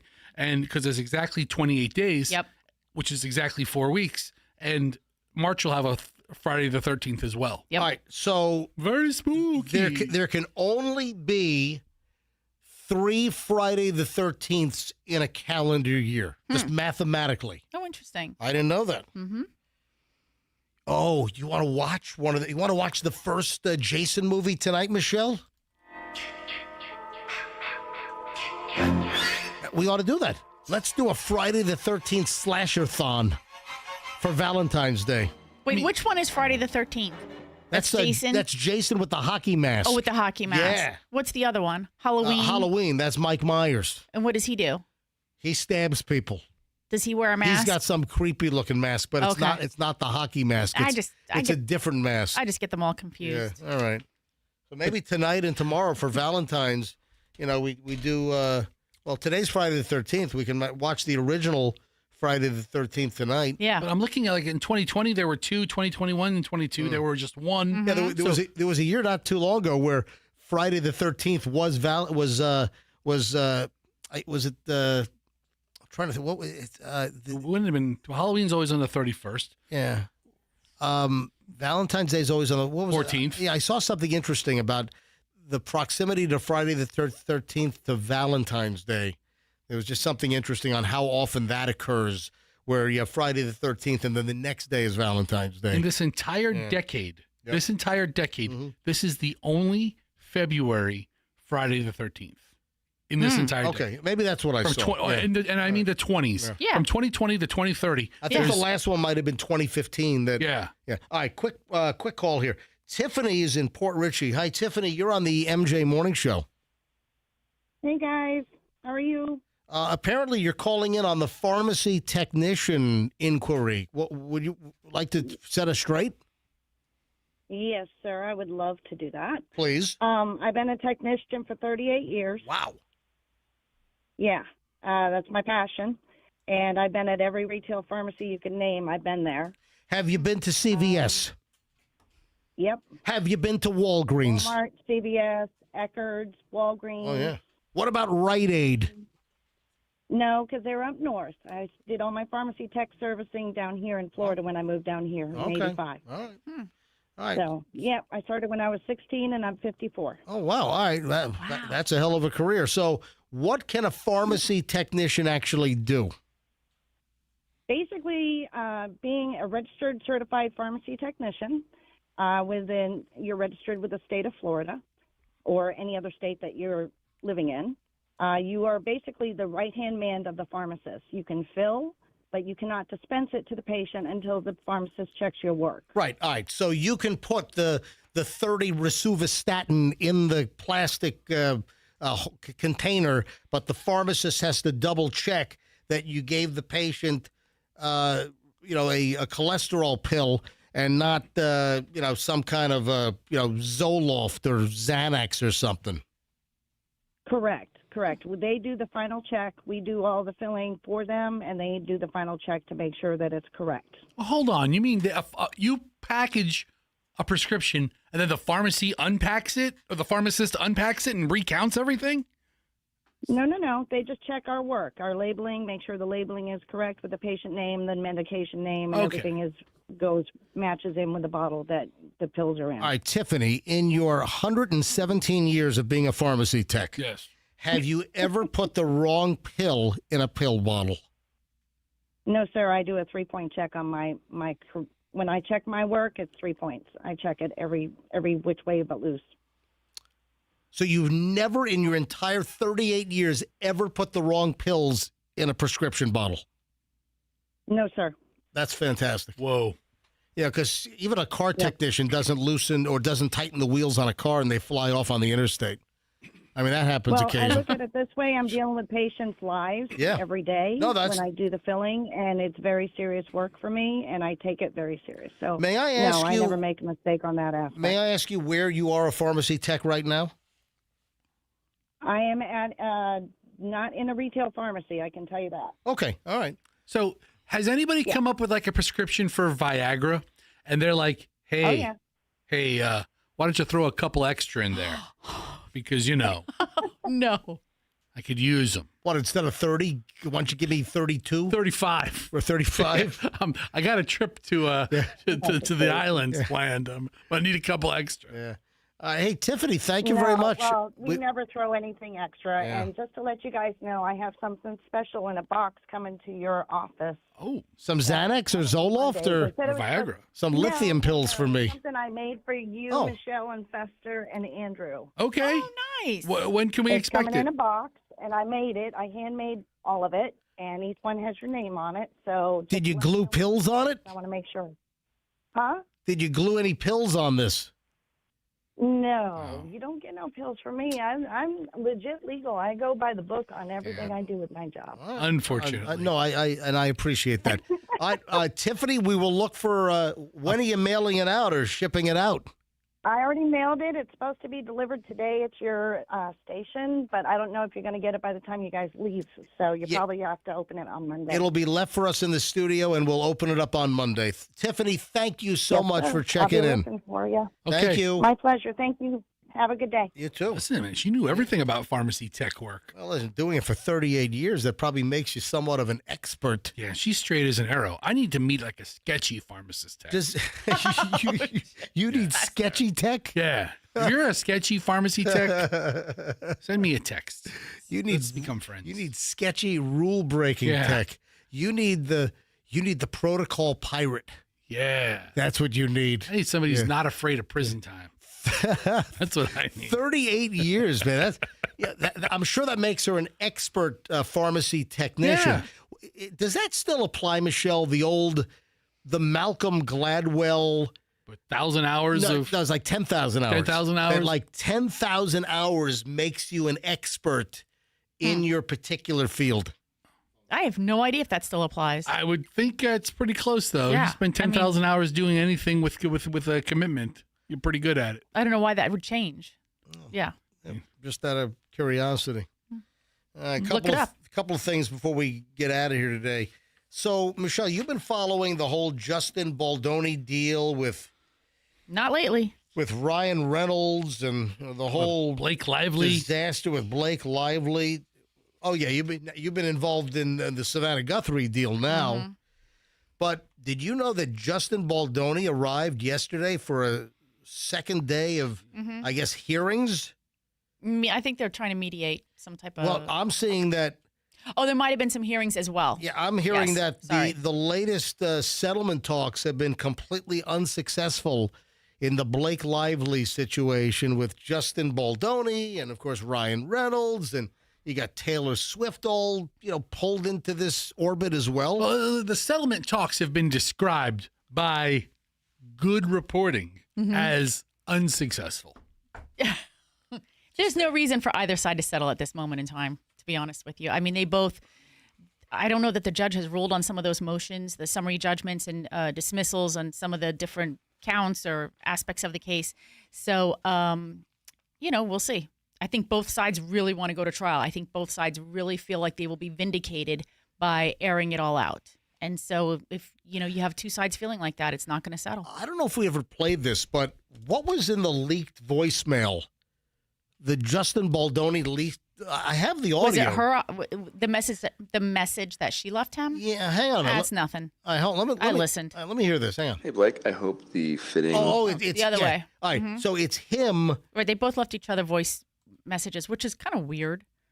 It's like they, you ramble on for like 4 or 6 or 7 minutes, and it's just like talk, like stream of thought. Yeah, well, did you hear this one, Michelle? Oh, I don't know. Play it. I've listened to a bunch. I hope the fitting was... hold on, let me restart it from How the is he very beginning. recording himself? He doesn't sound like he's off of a voice. Yeah, it's almost like he's recording himself on a good quality recorder while he's leaving the voicemail. All right, let's listen. Hey, Blake, I hope the fitting was super successful. Thank you for sending those pictures. That was really cool. I was in the department head meeting, and they came through, and I was like waiting for them to load, and I legit got the chills when I saw it. And you look beautiful. It's gonna work so well. Okay. All right, so Michelle, you're a lawyer, so obviously. All right, so let me just.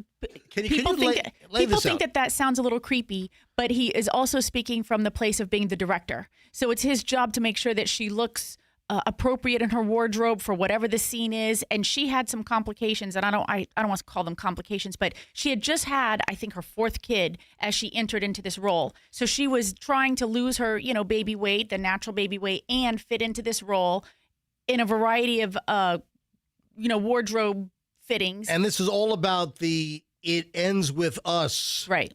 That movie. Do we have any plans to see that? Do you want to? Not really. You don't want to see the movie? I read the book. All right. I don't know why they made it into a movie, but it was wildly successful. $350 million. So yeah. So I guess she left him an equally kind of awkward voice message. And so I think the judge had been asking a few questions about, because Blake is trying to characterize every nice thing he said to her as sexual harassment. And he's like, Gotcha. But is he really sexually harassing you if he's describing what he sees, work-related kind of wardrobe appearance? Stuff. Exactly. So I don't know. We'll see where he... What started this? What was the trigger that turned this into a freaking mess? What caused it? Well, if you read enough of the correspondence going back and forth between like Sony execs and the agents, Ryan and Blake are terrorists. I mean, they refer to her as like Osama bin Lively. Osama bin Lively? Yes. All right, I want to wrap this up. Yeah. I just, in a nutshell, they wanted the movie rights. They wanted to take it over. She wanted to get a producer credit, and that's it. Right, who's right? Who's wrong? Who should win this case? There's going to be fault on both sides. Yep. I think that ultimately, who's got the most fault? Ryan Reynolds. Really? Yeah, he should never have injected himself into this situation. Screw that Yeah. Mint Mobile. Yeah. Hell with Mint Mobile. Yeah. There was a on-set misconduct during the filming of It Ends With Us, a 2024 December complaint alleging Baldoni created a hostile work environment and orchestrated a smear campaign against her. They were shooting a sex scene, right? Yeah. I mean, she has the support of many members of the cast and crew, but people are claiming that she sort of, coerced what they were saying to fit her narrative. Was this the deal where they did not have an intimacy coordinator on the set? They maybe didn't at first, and then she requested one. All right. Moving along, final minutes of the MJ Morning Show here on a Friday. Talked about the GoFundMe account for James Vanderbeek from Dawson's Creek and Varsity Blues and multiple other projects over the years. And the fact that he wasn't making much money. They went through everything, apparently, and a GoFundMe was started. Have you seen some of the big names that have put money into the GoFundMe? Michelle, can you give me the latest? What is it, $1.5 million, $1.7 million? Where is it now? Is it over $2 million? I saw $1.8 million last night. Yeah, where is it now? $2,164,994. Wow. Do you know who has $25,000 in that pot? Whom? We talked about the company yesterday, the healthcare company. E.T. phone home. E.T. gave money? E.T. phone home. Elliot? No. Elliot gave the money? Elliot. What has Elliot done? Elliot's about as insignificant as... All right, dude. Who did E.T.? That famous midget that did Yoda. No, Steven Spielberg. Oh, dude. I thought who was actually... No, who? Yeah, Deborah Winger was the voice, wasn't she? Who did the movie? Well, that's not what you said. You said who did E.T. That's what I meant. Oh, I thought who was in the E.T. costume? It was that same little Yoda dwarf, wasn't it? Steven Spielberg gave $25,000. That's why I didn't steal... Well, Spielberg got the dwarf from Lucas. Yeah. Zoe Saldana has given money. John Chu. Very good. The director. I mean, a lot of big names have. Derek Huff. What? Yeah, Derek Huff. Derek Huff. Listen, a lot of celebrities are stepping forward. Yeah, all right. You know who's about to step forward? Who dat? Oh, we got Hudson. Fester's son Hudson has been very good today. Thank you, Hudson. Great to have you on. We got to go. Say something now. All right, folks. We'll see you back here on. That's a big shot. All right, we'll see you. All right, what was that? Say it, Hudson. Say, Have a great day. There we Have go. a great day. Thank you, Hudson. All right. Folks, we'll see you back here on Monday morning. Have a great Valentine's Day, Friday the 13th. Join Michelle and me at the Funny Bone Comedy Club. Buy your tickets. We'll be at the 7 o'clock show for TJ Miller at the Funny Bone, formerly Tampa Improv, tonight in Ybor. So TJ Miller, 2 shows, Friday night tonight and then Saturday. Folks, have a great one. We'll see you tomorrow or see you Monday on the MJ Morning Show at Q105, and let's be careful out there.